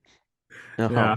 that's just the name of the game, man. That's how it goes Yeah. sometimes. I mean, that's pretty much our entire fucking second deployment. The first deployment was much more kinetic, a lot more IEDs, but um, that's just the way it is.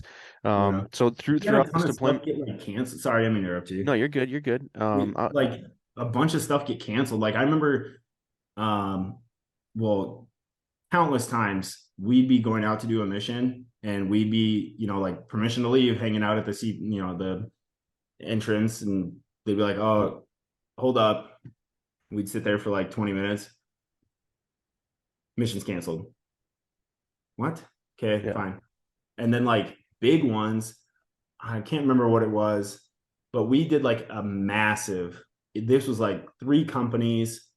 People are getting like heloed in. We drove for hours out to a place. We were gonna like clear this whole town. We get there, and I'm in the turret, and my VC's like, "Hey, wake me up." Because I'm, like I got security. Everyone else gets some sleep. Everyone's been up for hours and hours. So I'm the only one awake in the vehicle. And I think I remember my VC being like, "Hey, wake me up when you hear the helos." I was like, "All right." Start to hear him. I was like, "Hey, Volker, helos. I can hear him." Okay. I don't hear the helos anymore. And then it was like, it's like quiet, radio. Take it back. We're heading back. What the hell? yeah. Like mission canceled at like almost the last minute. Mission canceled. This massive mission canceled. And I was like, again, what the fuck are we doing here?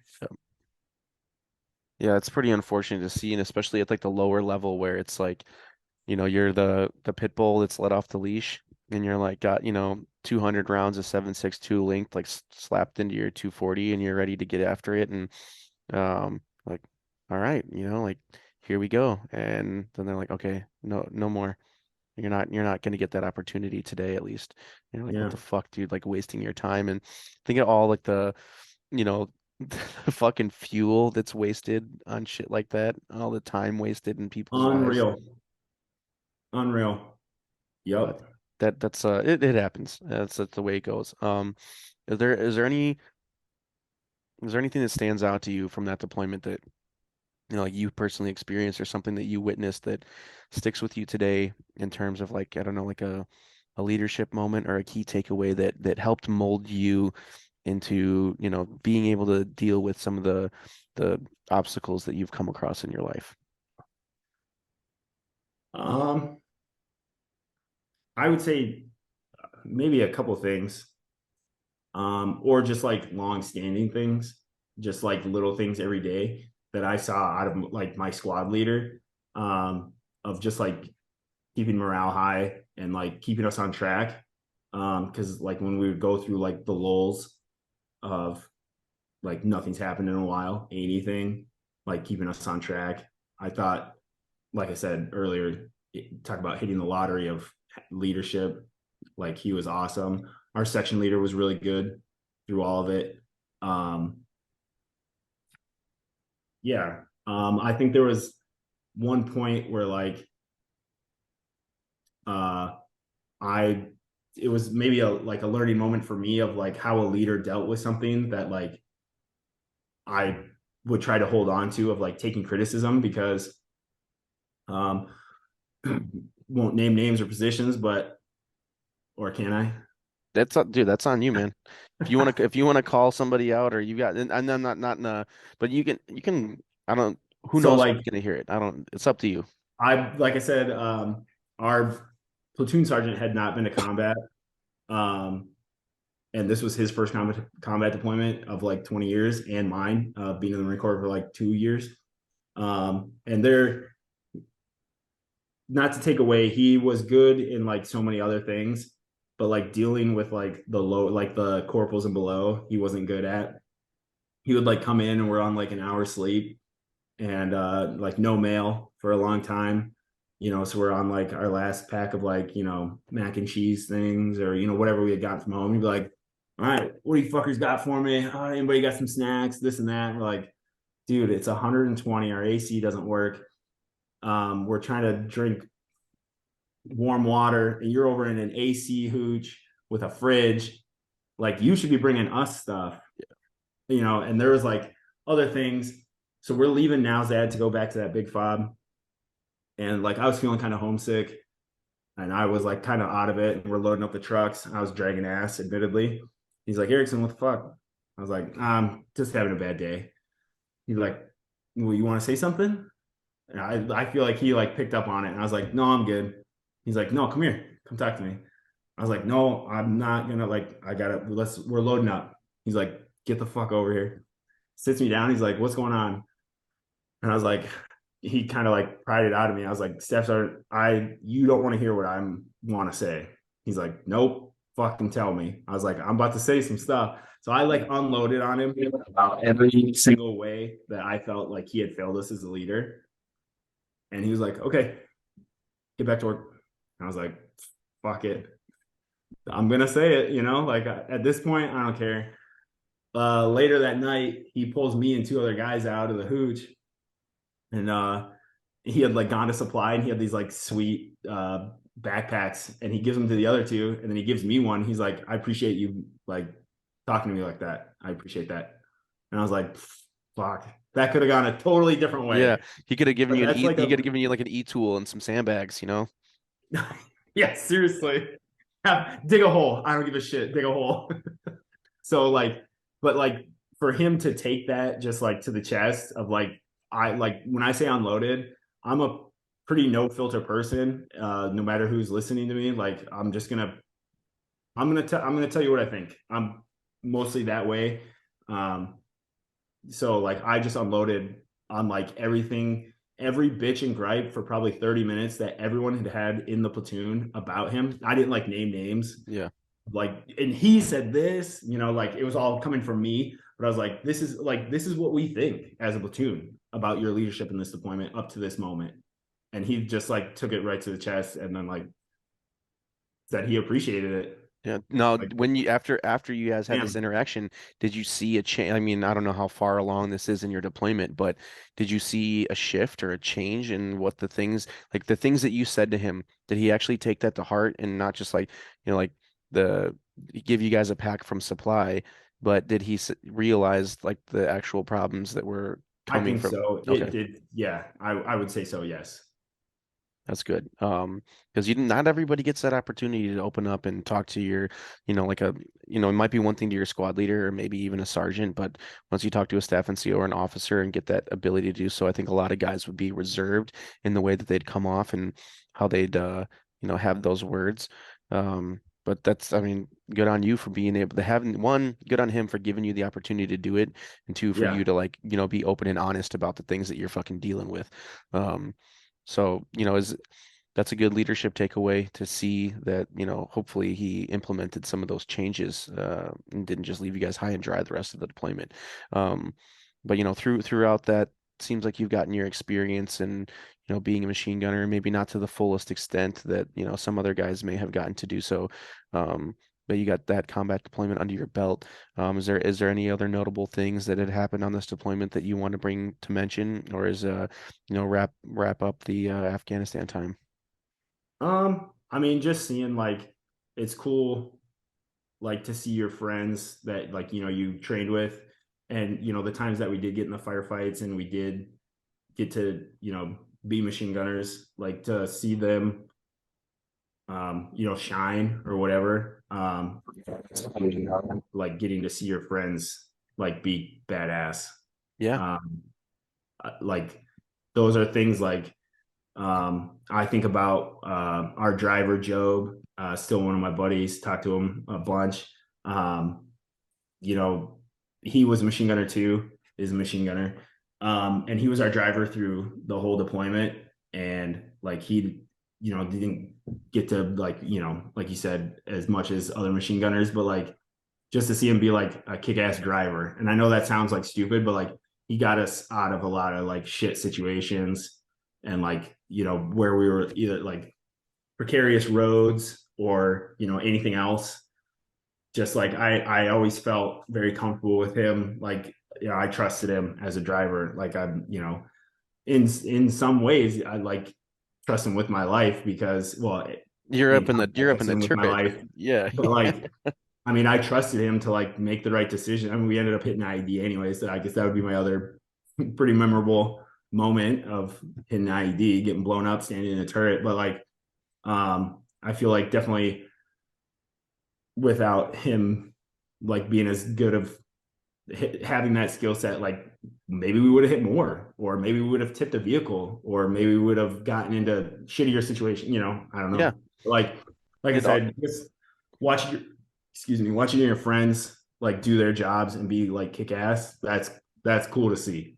yeah, definitely. I think that's when I ask some of the guys about like things that they may have seen or witnessed other Marines do, and normally it goes back to the same thing of being able to witness like the collective and not just like individuals. Yeah, there's guys that were out there that were awarded Bronze Stars or Silver Stars and doing things that are above and beyond. Um, but the general everyday mundane shit that you see Mhm. guys come together either as a team or doing something like as an individual, maybe like a section leader or a fucking fire team leader in a machine gun section, like directing fire and coordinating and doing all these things, and you see it come together as this cohesive unit that's able to function as this like awesome display of chaotic destruction. Yeah, hell yeah. Um, so when you come back from this deployment, I'd assume like your family came back to welcome you guys home. Getting off that bus and seeing your loved ones. If were they there for you when you came home? No, my parents No? were. Okay. No. Well, I luckily I my parents came out and saw me. But what was that feeling like for you, getting off that bus, like knowing that you just, were able to have a successful, if you want to call it that, you came back and, standing on your own 2 feet. So I would say that's a successful deployment in Afghanistan to anybody. Um, were you feeling on top of the world? How you feeling like putting your feet back on American soil? It felt good. Like one of the dumb things or like I don't know funny is like you get service again, and you like click that your phone on again and you're like, oh, I have like 400 missed calls and like 700 type that, like your phone's just going, you're like, oh yeah, my phone works now. Yeah. I don't use it to play Flappy Wings anymore. Oh man, that's an old one right there. Is that the one you like held down and you got like yeah, Yeah. yeah, I yeah, remember I had that, and then I was like, okay, I don't have a ton of storage. It was like the original 3G iPhone. And I downloaded all three Lord of the Rings because I was like, what are the longest possible movies that I could get to like watch? And I was like, yeah, Lord of the Rings, kick ass. But yeah, anyways, getting all that and like being able to call somebody, like, not having to go to the MWR and wait an hour and a half to have a 20-minute conversation with my mom real fast, or my dad or anybody. yeah. Um, Being able to just call and text somebody. Um, and then, yeah, getting back to Pendleton, my boy, like I said, Job, our driver, he got in like 3 days before me. And he's like, dude, I got the beers ready. Had a cooler full of beer. And yeah, it's like almost a surreal moment where you're just back the bricks, smoking a cigarette, drinking Drinking a beer. drinking a Yeah. Bud Light, Um, It's did you? like you're like, fuck, just kind of like took a moment and like appreciate it, because Yeah, we definitely. had guys not come home or they come home a different way. Definitely. So Well, that's another thing that I wanted to hit on, like with, the experience of, loss or, traumatic incidents and guys were, wounded or didn't come home at all. Um, have these things been things that you guys were thinking about like on your way back? Had it start to hit you yet, or is it not something that you've began to process? still processed it, but like I don't know, like I would say that realness hit after. So like our RO died from my platoon. So that was like and it happened like on mission, like a pretty long mission. We were doing a night raid, and his whip hit um, like a low hanging wire, and he got electrocuted. So like watching that happen and like dealing with that, and then you still got to, like we're on a mission. He got Casevac, and then we had to finish the mission, and then you get back, and like his stuff's gone. It's like it's an empty cot. So that's like pretty, like that's like that. And that realness hits you right away.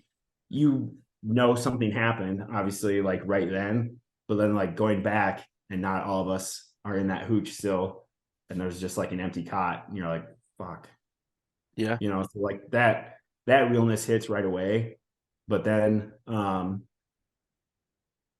like later we went to we did a church service at his church, and then went to his mom's house afterwards. Like those are the times that where it's like, fuck, this is gonna affect me, but like it's not my son. Like a mom lost her son, someone lost a brother. Like we can, he's my brother too, but like, you know what I mean? So like Yeah. that's seeing that in those people, like that's when it's like this is that sucks, Yeah, it does. It's very unfortunate, and I don't especially know the I way don't that know it how to happened. quantify that or put that into like words, but like fuck. I know exactly what you mean, dude. You think about it on the individual level and you're like trying to process it and take it in and deal with what has happened. And then when you see the families, and like I still keep in contact with the one in particular, Dave Edmonds. I talk to his mom often. I'm actually going to go visit them in July, end of July. Um, but it's like fuck, man, you forget in the heat of the moment, or like when you're thinking about how it is for you, you forget that that person has a family outside of the Marine Corps and they've got a son or a daughter or a wife or a husband or, Fiance. whatever it may be. Yeah, exactly. A fiance. Like, they have loved ones that, don't ever get to talk to them again. And you think about it, like you're one of the last people that was able to, be with them before that they had died. And I think the parents really appreciate when you tell stories and talk about their sons or daughters in a way that you got to experience life with them. I know that they always enjoy hearing stories about the goofy shit, about maybe the Yeah. time they've been an asshole or whatever it may have been. But that's like the good thing, not a good thing, but keeping those stories alive, talking to the families, talking to the boys, um, you know, not forgetting who they are and the sacrifices that they've made. So you guys, you know, did you yourself, for the guys that you were in your platoon or your squad, did you find obviously like alcohol as a way to cope with any of the stressors that you had dealt with, and just being in the Marine Corps in general, coming back from, yeah, a deployment like that, and then having loss involved with it? Did you guys notice yourselves just like turn into booze or drinking, or did you find other ways to cope with the stress that you had? I mean, yeah, pretty stereotypical infantry battalion returning from combat, as you can probably attest, is well, I mean, even leading up to deployment, I feel like drinking was definitely all time high. You're getting drunk like 3 nights a week. You're drinking 7 nights a week. You're getting really drunk 3 nights a week. And then when you come home, you came home. So then you go on leave.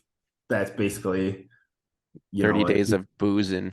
yeah, exactly. And then you come back. Well, I haven't seen my boys, in 2 3 weeks. So like now we're boozing again. And it was definitely easy to just kind of fall right back into that. You got that deployment money. It's when you come home. I mean, we had an immediate 96, and then you're not doing shit for like the first month after you get home from Afghanistan, so it was just so easy. But then just me catching myself of like, this is not great. I mean, there are other things too where like, you're going out and people are, picking fights, or people are picking fights with us or whatever. I kind of wanted to be like the person that could, like, we need one sober person here. And after find yourself in, you know, Irvine without a ride home enough times, you're like, okay, well, I'm driving and I'm going to stay sober. And then I've done that so many times. And then I like thought back, I was like, man, I haven't actually drank in like 6 months. and I like it. It's actually like kind of nice. I, really started working out a lot more, and that was more of my release or whatever you Yeah. call it. Now, at this point, you'd probably been in did you just do the one enlistment for 4 years or 5 years? Yeah, I signed a 5 year because I got a bonus. Yep. That good old $7,500 bonus, dude. I wish, dude, I got 4,000. I know, I was gonna say that I got like I think after it was taxed, I think it was something like 4,500 bucks or something that I got. Yeah, so yeah, I got that 4 grand for another year. Yeah, so uh So yeah, what did the Marine Corps look like for you then? Like, did you have any thought in your mind that you might re-enlist? Are you slated to go on another deployment? What kind of things did you jump back into after you guys kind of went through the cycle of post-deployment stuff?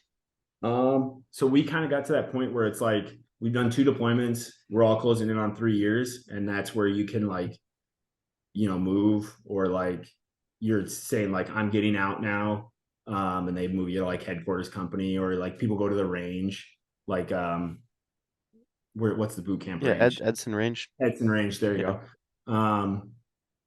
go. So people are getting like moved around, but I had a little bit more time, so they're like, well, do you want to stay? I was like, well, are we going to Afghanistan? Because I thought about when we were there, they're like, does anybody want to hop over to because Kush, Yeah, 1-1. they're yeah, they were there, they had like just got there or something like that when we were leaving, and I was like, yeah, I'll stay 100%. I want to stay here. I will have the feeling forever that I, as most people do, that I didn't do enough. So I wanted to stay and do something more, anything. And then they're like, oh, only like a couple platoons are leaving the wire. Nothing's, they're only here. I think they had maybe a shorter deployment or something like that. Whatever it was, I was like, fuck it. I'm not going to stay. So I Yeah. didn't stay. But um, what I didn't stay for their next deployment, I had about a year and a half left with that 5 year contract.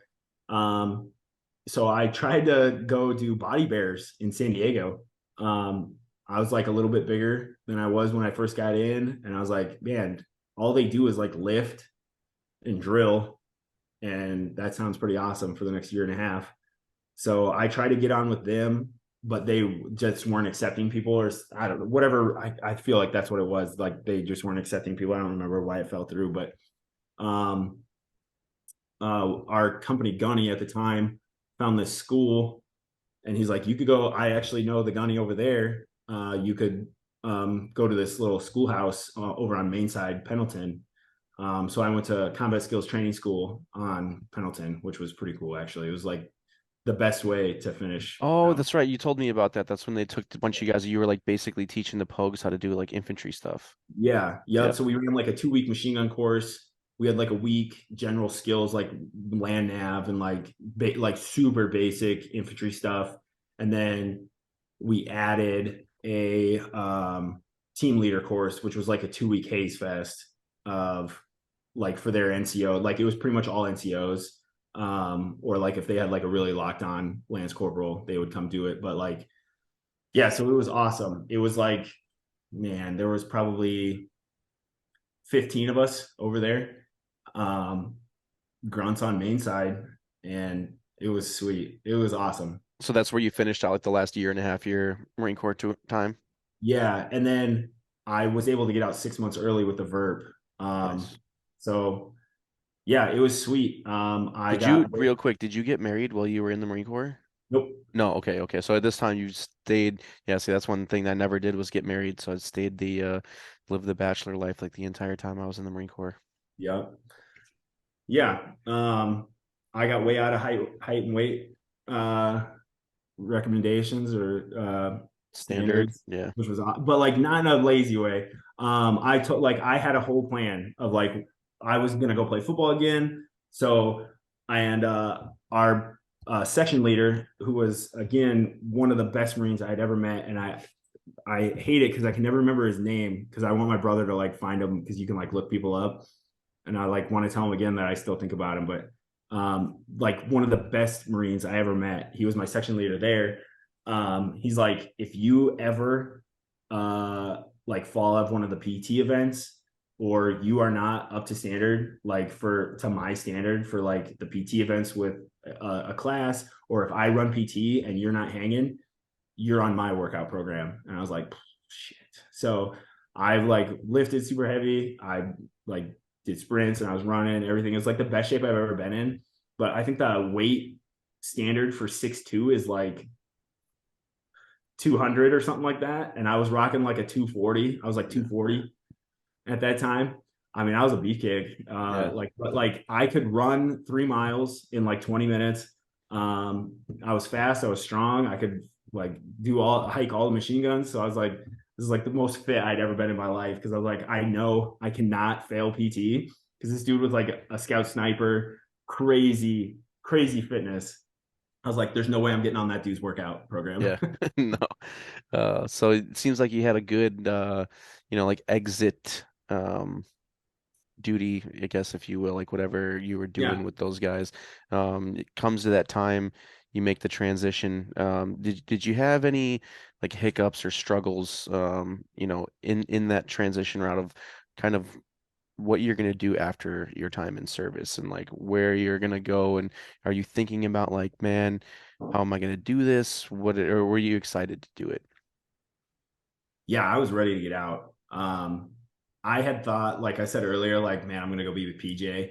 Um, I like that was like, man, I would love to do that, and I felt like I would have kicked ass at it, but it was just like, I think I'm ready to get out. Afghanistan's kind of drawn down, and I don't know, it felt right to get out. So, like I said, I had that plan to go back to school. Um, I had like a couple schools narrowed down. I knew almost where I was going to end up. Like I had like 3 schools. Like I'm going to go here, here, here for sure. One of those. I knew what I was going to go to school for. Um, I felt ready to get out. Okay. And then so how did it happen? What'd you end up doing? I went back home. I had 6 months before it was about 6 months. And then I ended up, I went to Southwestern Oklahoma State. In Weatherford, Oklahoma. It was pretty cool. One of my good buddies, he was in my fire team in Afghanistan. I was with him like through the whole deployment. Good dude. He lived in Oklahoma City, and he had like he like knew about that school. So that helped having a dude close, like one of my good friends, very close. Um, I got a bachelor's in Parks and Recreation Management and an associate's in Wildland Fire Management. I did football. I did the spring ball with them, and then I waited.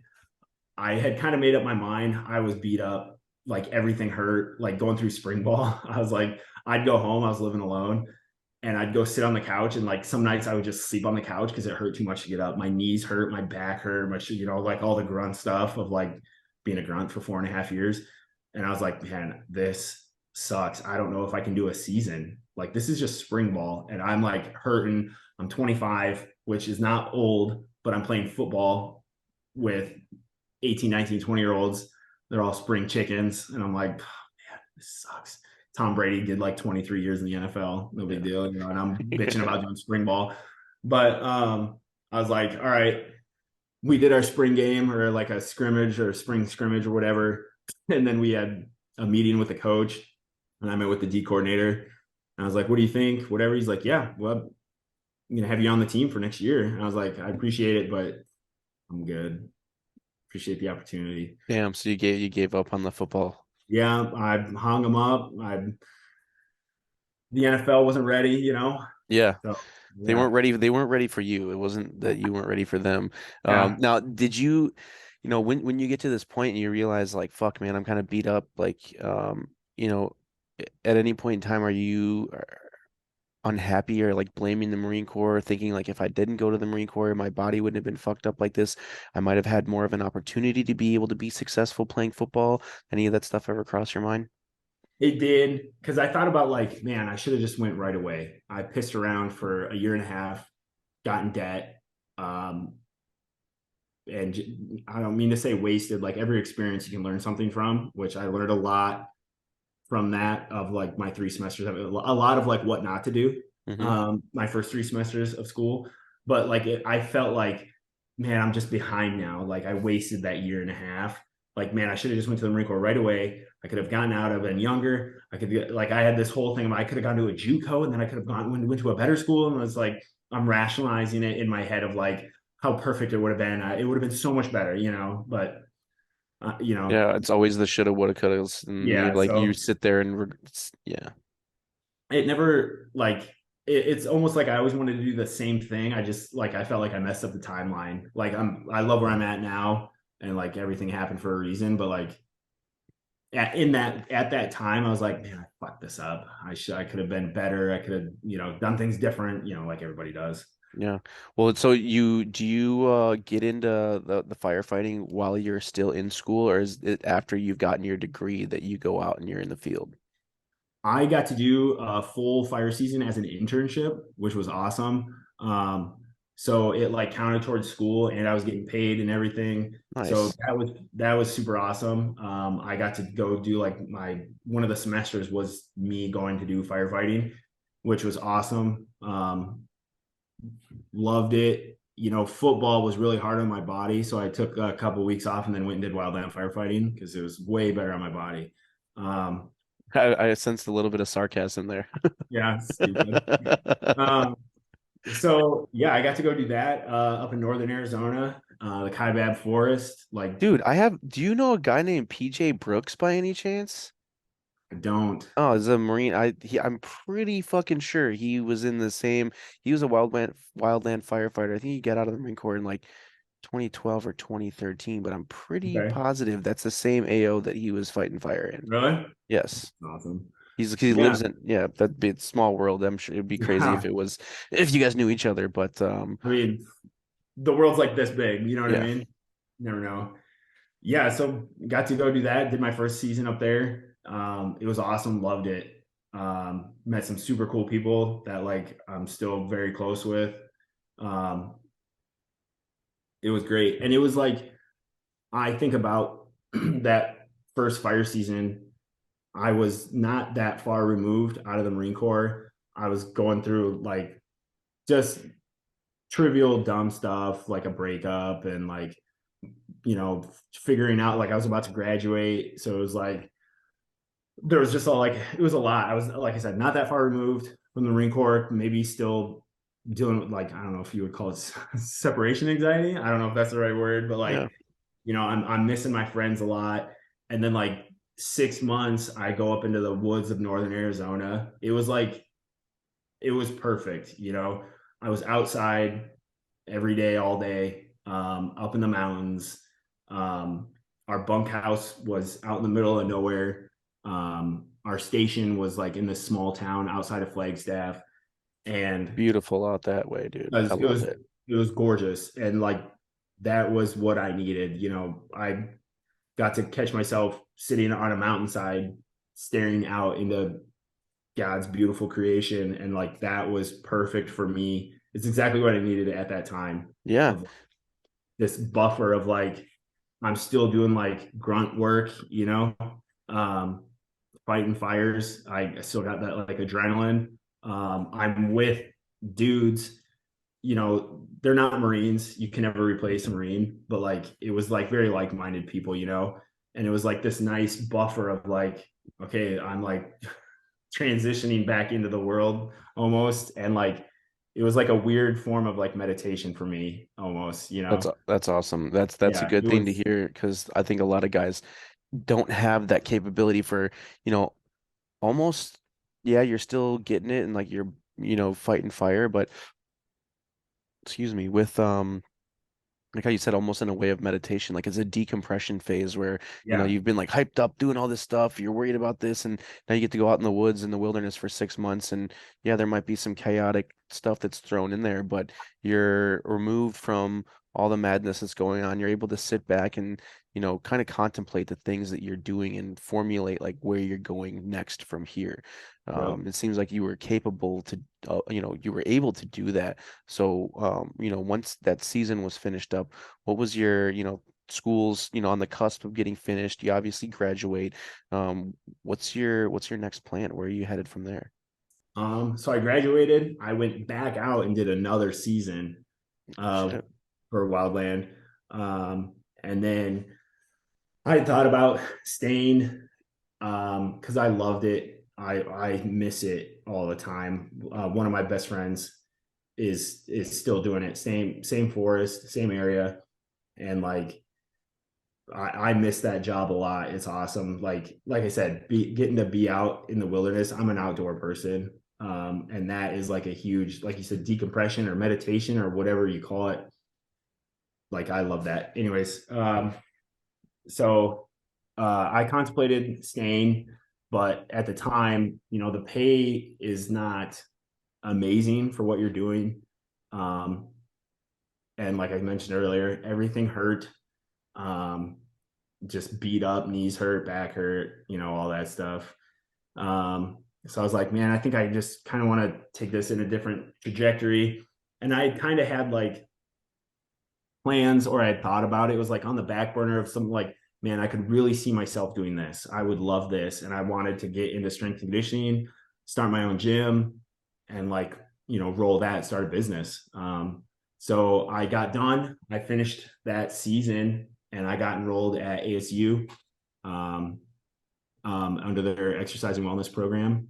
And I was going to get a master's because I was just gonna get another bachelor's, and they're like, dude, that would be such a waste of time for you. Like, just get a master's. You rock out some prereqs, and then you'll get right into the master's program. So I did that, got accepted into the master's program.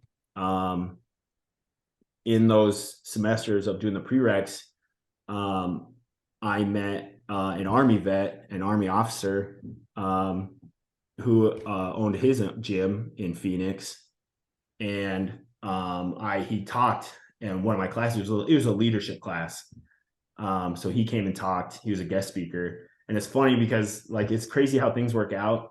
Um, in that class, the professor would tell us when we had a guest speaker, but she would only tell us like the day before. And those classes were like you didn't have to show up, but you would get extra credit for them. And so I want to like go back just 1 second. I made Dean's List, I think, every semester at SWASU. So that like 1.9 GPA that I finished Concordia with, I totally redeemed myself. I rocked it. And so I was like on track. I was like such a good student. I was like, I lived kind of far away from ASU. And I was like, man, I do not want to go sit in traffic. I like that class, it would take me about an hour unless I left like I would get to campus like an hour and a half early. I would sit in traffic to drive like 15 miles. It would take me like an hour because of traffic. And I was like, I was like sleeping, pull up the email, guest speaker. I was like, I don't think I'm going to go to class. I think I'm going to miss this. And then I was like, man, nope, you're trying to get into grad school, get that extra credit. I was like rocking a super solid GPA. I was like, nope, go to class. Okay, go to class. And then he was the guest speaker in that class. So it's funny. I met him and he kind of like changed my trajectory of like the next couple of years. And I almost didn't even go to the class and meet him. Yeah, that But would have been one of those things if you didn't go to that class, you might yeah, not be where you are today. exactly. Yeah. Um, so go to the class, meet him, get his card. And then I kind of waited a little while. Felt like I wanted to get like deeper into the program before I hit him up, but eventually hit him up. He gave me a job. Started working for him, Rich Mulder, down in Liberty Performance Training in Phoenix. Yeah, so then I got into my first semester of masters, and the gym was like, we had like kind of hit a growth spurt, and I was like, kind of don't want to sit in school anymore. Like gym's doing well, kind of just want to sink all my energy into that. So I did 1 semester of grad school, went fully into the gym, and I mean, it kicked ass until I moved. Yeah. Yeah, And well, it's, and that's crazy through that gym, and reverting back to Oscar Cush again, didn't you get connected or get him connected with Rich to get emerging vets and players going down through the gym in Arizona? yeah. Um, so I had followed Kush. I mean, I watched him fight a couple times out in California. Kind of like stayed in contact with him a little bit, and then like seeing him do all this MVP stuff. I was like, man, we got to get this to our gym. Like this, I'm a vet. Rich is a vet. There were other vets there. Um, I had met like a dude in the Navy that was on my ship, the Germantown there. Like I was like, this needs to be a vet gym. Like we need to get MVP here. And so I had hit him up, and I don't remember what at the time the hang up. There was something where like they wanted to expand, but they couldn't yet, or something. So it kind of,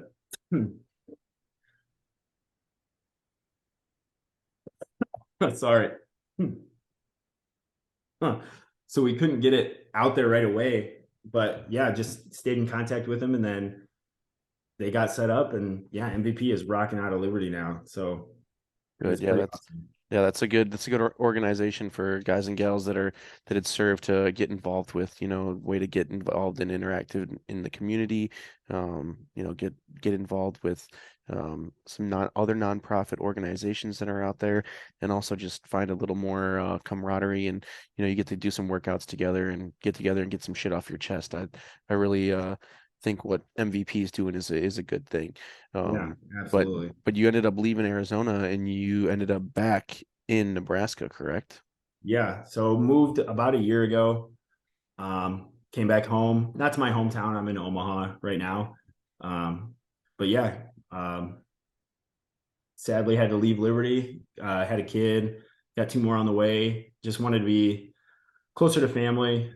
It's tough to travel with a little one, as Oh you yeah. probably know, and multiple little ones, and just having more closer family support is really important. So, and my parents are a little bit older, so being able to just hop in a car and drive a couple hours versus like flying from Phoenix, so Yeah, once you get a little older, you got the family, all the baggage that comes along with that, not in a negative aspect of literal yeah. baggage in the, all the shit that you have to take with you to do those things. It is a little Yeah. easier. I mean, we've contemplated moving and going somewhere else so many times, and then it's like you revert back to fuck how, you got all your friends that you grew up with and all the family members that are close by. I mean, I have a bunch of guys that I literally served, like I did 3 deployments with my buddy Ryan, and actually he went to high school with Oscar Kush. Such That's so awesome. fucking crazy how small the world is. But like, I've got a bunch of close friends in the area that, it's hard to be like, well, I want to change the environment and all this shit, but whatever. It is what it is. But yeah, so Yeah. you once you got back to Nebraska, didn't you like you've put in some work on your own to start your own nonprofit, right? Well, so it's not my nonprofit. Uh, the QRF, it was started down in Phoenix, a couple years ago, actually. Um, yeah, Chris started it, got it rocking, and he was doing a ton of that stuff on his own. Um, we were doing events out of Liberty, um, trying to raise money for him and get it going. But we recently, like, I'm secondary. I did not start QRF. Okay. So just, yeah, I don't want to take any credit for that. But uh we have like a more of like a board now. So there's five of us. We're all veterans. Um, and we're trying to like really blow it up now. Um, yeah, we're doing a big fundraiser right now, like the big GoFundMe to like get like, I don't know, operating costs going, get a website going, all that, and have more of like a national footprint, versus just like a Phoenix footprint. Right. So what's Um, what's the what's the mission behind QRF? so QRF, we raise money for gym memberships for veterans. That's like in a small nutshell. Um, just trying to remove the financial barrier for anybody that is trying to use fitness as the outlet like that so many of us have used.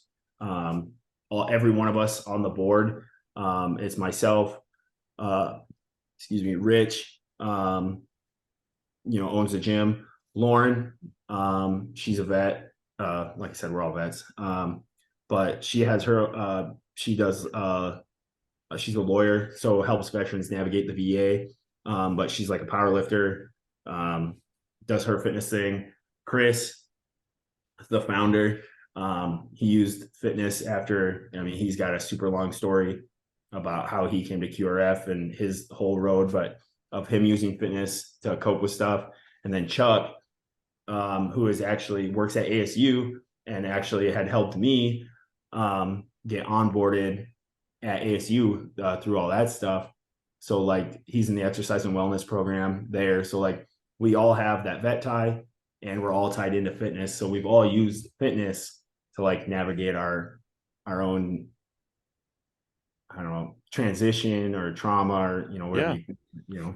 No, I think that that's a good thing to look at because one, it's a positive outlet, right? Like obviously you can work yourself to the bone and there's people that out there that like, maybe overexert themselves or overwork themselves when it comes to like getting their mind off things in the gym or like I gotta run like 26 miles a day or some shit like that. Yeah. And which if it works for you, it works for you. But I think there's a especially in the everyday life of people not having maybe even the financial capability to spend that extra $100 or whatever a gym membership may be every single month. An organization like QRF, and I know there's a few others out there that do assist veterans in getting themselves like hooked up with either some home gym equipment or getting them to pay for their membership for a year and get them in with personal trainers and things like that.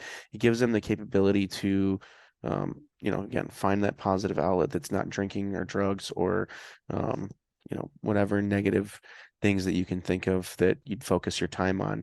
Because, once you're able to eat healthy and live healthy and like implement that workout routine, and the routine is key there to like developing, you know, um, helping yourself take care of those issues that you're dealing with, kind of moving past them. That's the huge important thing. And I mean, I'm obviously that you've lived it and you've been through it. So it's cool to see that you're advocating for something that's going to help veterans that come, that have served with us or guys that are coming after us to be able to, get the help they need and taking care of their physical fitness after their time in service. Yeah. That's I mean, like you said, provide gym equipment. Hopefully, down the road, once we have a bigger operating budget, we could, because I think about Nebraska, we got Cherry County out west. There's like in the entire county there's like 10 people. That guy, that vet, man or woman, is not going to be able to get to a gym. But if we can get him a rack and a barbell or something, Right. and then like a bigger picture too is like building affiliate gyms so that if I'm in Omaha, I'm a vet, I'm trying to find either a vet owned gym, or at least I know like, hey, if I go to this gym, I can see somebody rocking a military shirt, and like now I have, hey, I can go talk to you, I can go unload on you. The population of veterans is, we're already like one of the smallest minorities. What are we, like the 1%? Yep. And then you take combat veterans and it's even smaller.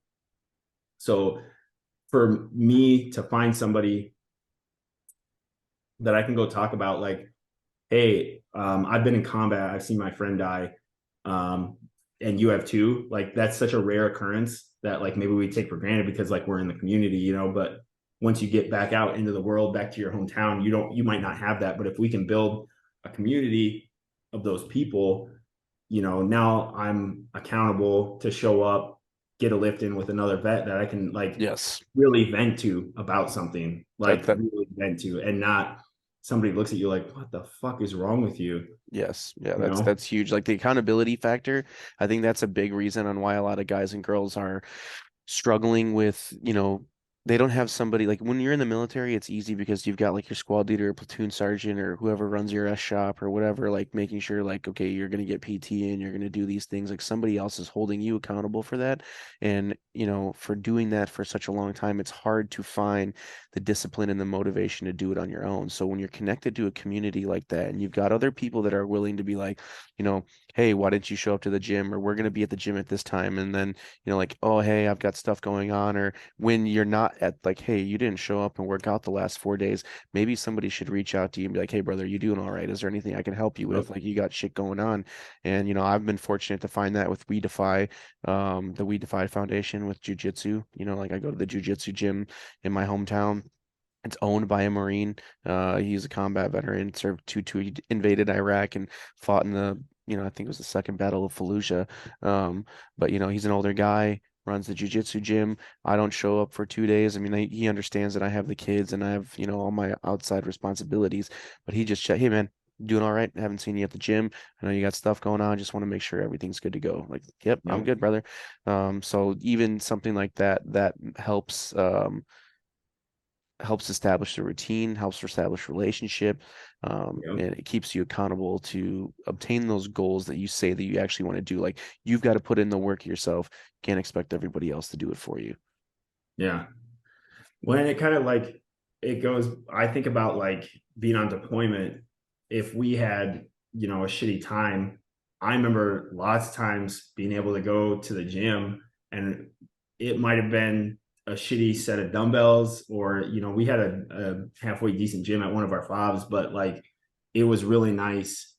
We could go in there and fucking gripe to each other or about each other or whatever it was, but we'd go in and bang weights, Yeah, and like bringing that back here. If we, like I said, that affiliate, get an affiliate gym so we can find gyms where we know other vets are going to be, we can go in and talk about all that stuff that's bothering us, bang weights, and feel a hell of a lot better afterwards. And then, like you said, be accountable. Hey, where you been? It's been a week. I haven't seen you at the gym. yeah, And or like setting up, lifting together. Like, hey, you were supposed to be here today. Where you at? You know. agreed. That's a So good thing. I think, and that's something that I love about QRF is that it's everywhere, and it's awesome, amazing at MVP is you kind of need like that bigger hub. You need like a Phoenix or a Dallas, a Chicago, whatever. MVP or with QRF, we can reach out to small towns, smaller towns, smaller cities. Omaha's like a city, but it's smaller, Yeah. so we can reach any vet wherever they're at. Yeah, that's awesome, dude. I'm really looking forward to seeing what you guys are going to come up with, and if there's anything I can do to help promote that. And obviously, I'm going to with this. Now that I know that, be able to push that stuff out there for guys and girls to get connected with that. Obviously, tag you in that so they can reach out to you, get a hold of you, find out some more information. Um, we've been talking a while, you and I, you know, I appreciate you sharing this journey with me and the things that you're doing. I'm stoked to see what you've got in store for yourself in the future.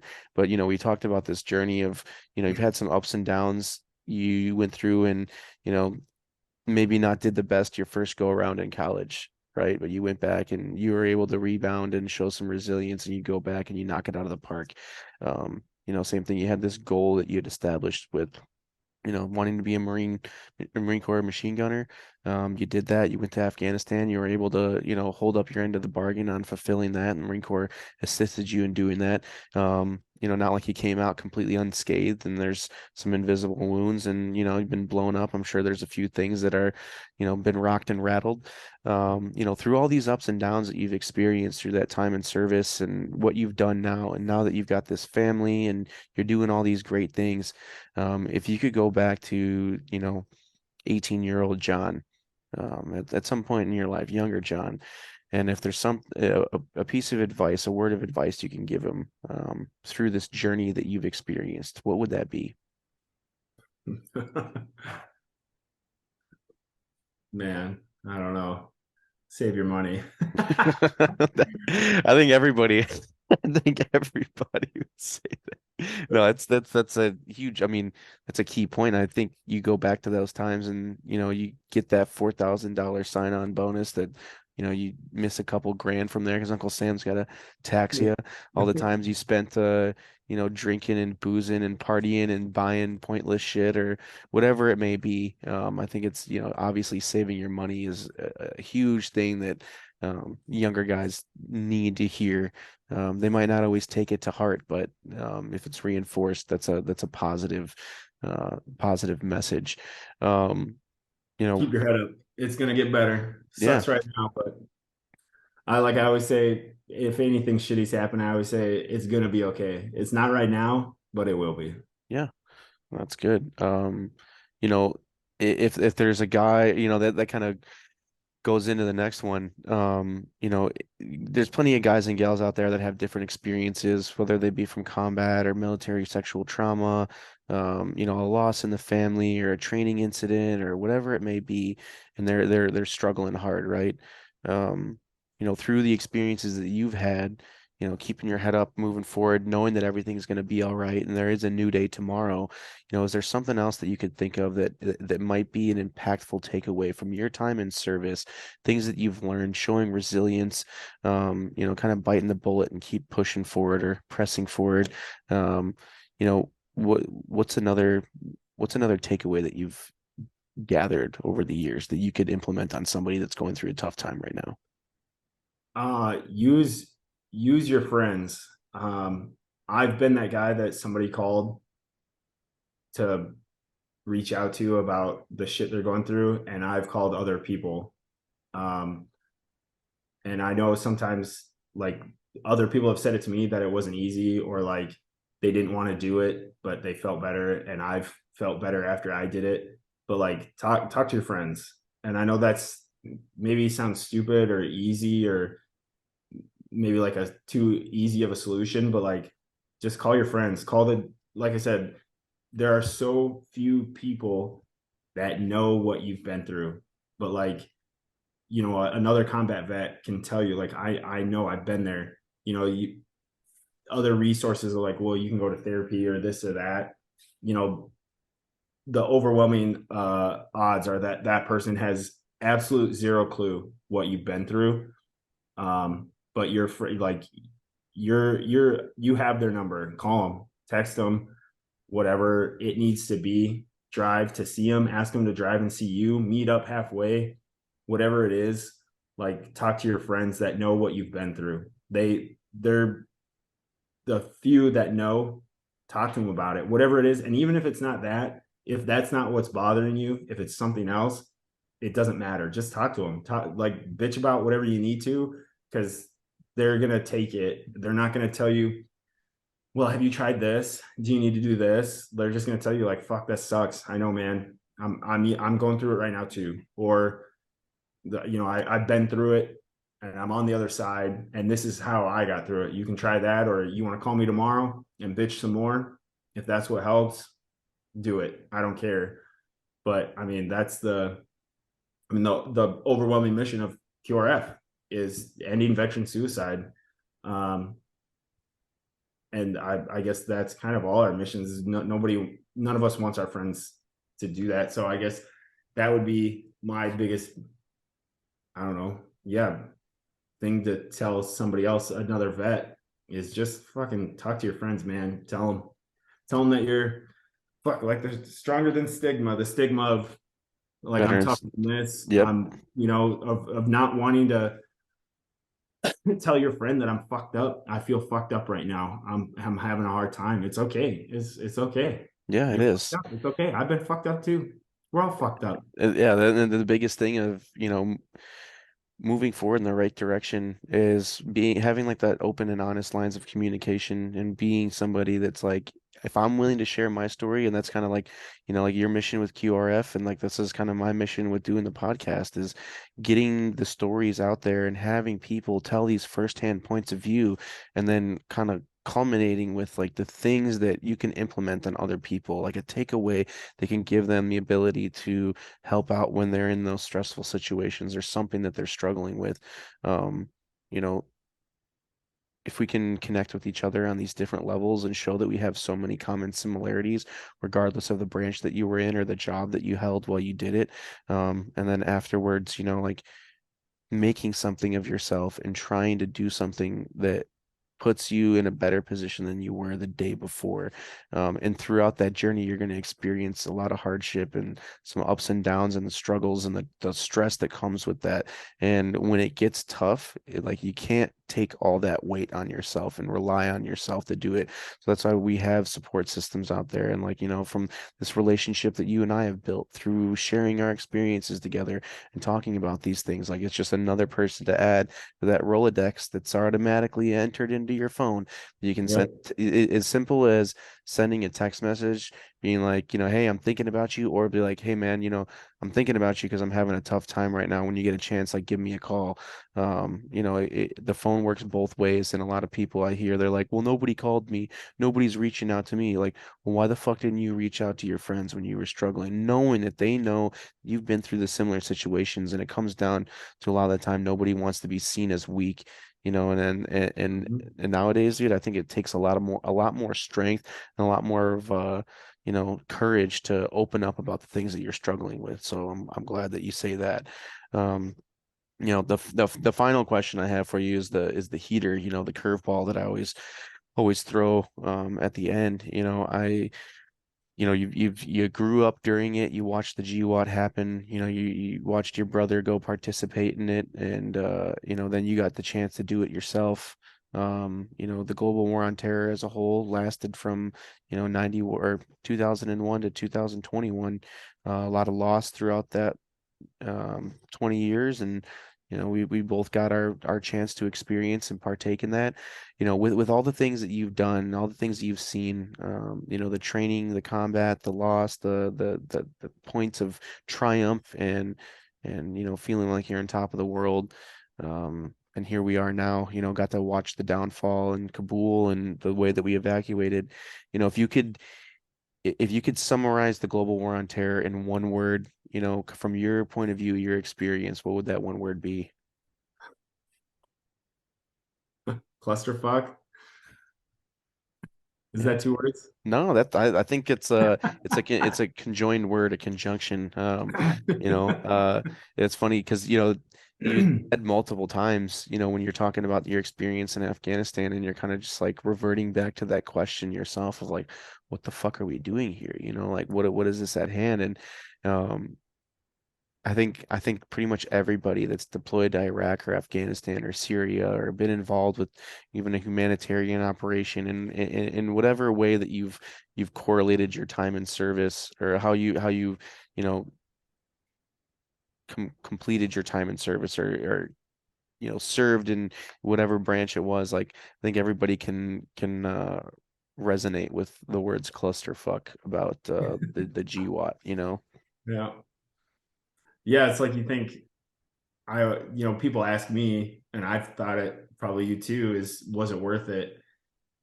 I that's such a weird question. I don't know because like I think about Kiergay and like those people. Was it worth it to be there? Was it worth it to them to be able to live their lives the way they got to live them up until we left? And like even now, Zad, I mean, when we left, they had a bazaar. They had like life. They had life. And then I think it was like a year after we left, we found out the same thing that happened to Kiergay happened to them. Um, so it's like, I don't know, was it worth it? I mean, those people got to at least experience a free life, for a while. Was it worth it to them to be able to experience that up until the Taliban took over again? I don't know. I don't know how to answer that question. And Yeah. maybe I'm getting too much in the weeds now. Sorry. We'll No, get it's into all right, dude. It's wild. all like everybody's got their point of view from it, and like how you're describing the way that it's led you to come with that culminating, word of your experience, and I think that that's important and impactful to hear, like each individual perspective of where it led them to that conclusion of this is how I perceive, the global war on terror, of growing up thinking that it was going to be this um stellar experience, and it's going to be filled with glory and brotherhood, and it is, and at points. But the recruiting commercials and you never hear about the negative aspects of the stuff until you actually really get into it and you experience it yourself.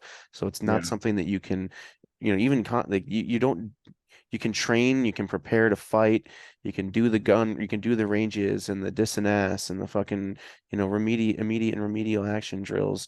But until the rounds start flying, you never know how you're going to interact, how you're going to uh, act in those situations. And the same thing kind of goes with, the drawdown and watching um, the way that everything had ended. And you never know how that feelings are going to come up and what you're going to use as describe your experience. And it's one of those things where, you know, honestly, 90% of the interviews that I've done, it usually is described in a negative aspect, and it's It shitty to sucks. yeah, it's shitty to see, but that's the way that it was, the cards that we were dealt, how it played out and how it worked, and here we are, and that's why we have each other to lean back on and the people that we share those similar experiences with. And I talk to a lot of guys and girls that have not had the opportunity to deploy to combat, but they signed up to do that, like they were ready for that. And, Yep. on every level of, branch and job and, billet and duty held, whatever it may be, everybody ultimately signs up to, pay the ultimate price. And we're fortunate enough to still be here. So the best thing that we can do is just keep on, one, sharing the names of the people that that we still remember that were lost, and live a life that's worth living for them and bettering ourselves every single day, because we can't go back and change anything that's happened. Yep. Fucking So, A. yeah, fucking A, bro. But yeah, John, I appreciate your time, brother. I appreciate, you getting on, being open and honest about these things that you experienced, and the way that you experience them, and giving an insight to the way that you handled this stuff and how you're able to continue to make an impact after your time in service, and how you're like wanting to change and better people's lives. And it's good to show these things, because somebody else that's sitting out there may have the thought of wanting to do something like that, but maybe not the motivation. And to hear, like, hey, this is my backstory, this is the way that it led me to get here. You never know what kind of fire you can spark in somebody to go out and make some change. So I really do appreciate your time. Thank you for your service. It's I truly do mean that, and the sacrifices that you've made, and where you're going with that. And I'm really excited to see the things that you're going to do with QRF. Thanks, man. I really appreciate the opportunity to come on and bullshit with you for like what, 3 hours now. Yeah. Thanks, man. Yeah, of course, bro. And obviously we'll be in touch. I'll make sure I plug everything, and we'll see what the future holds for us.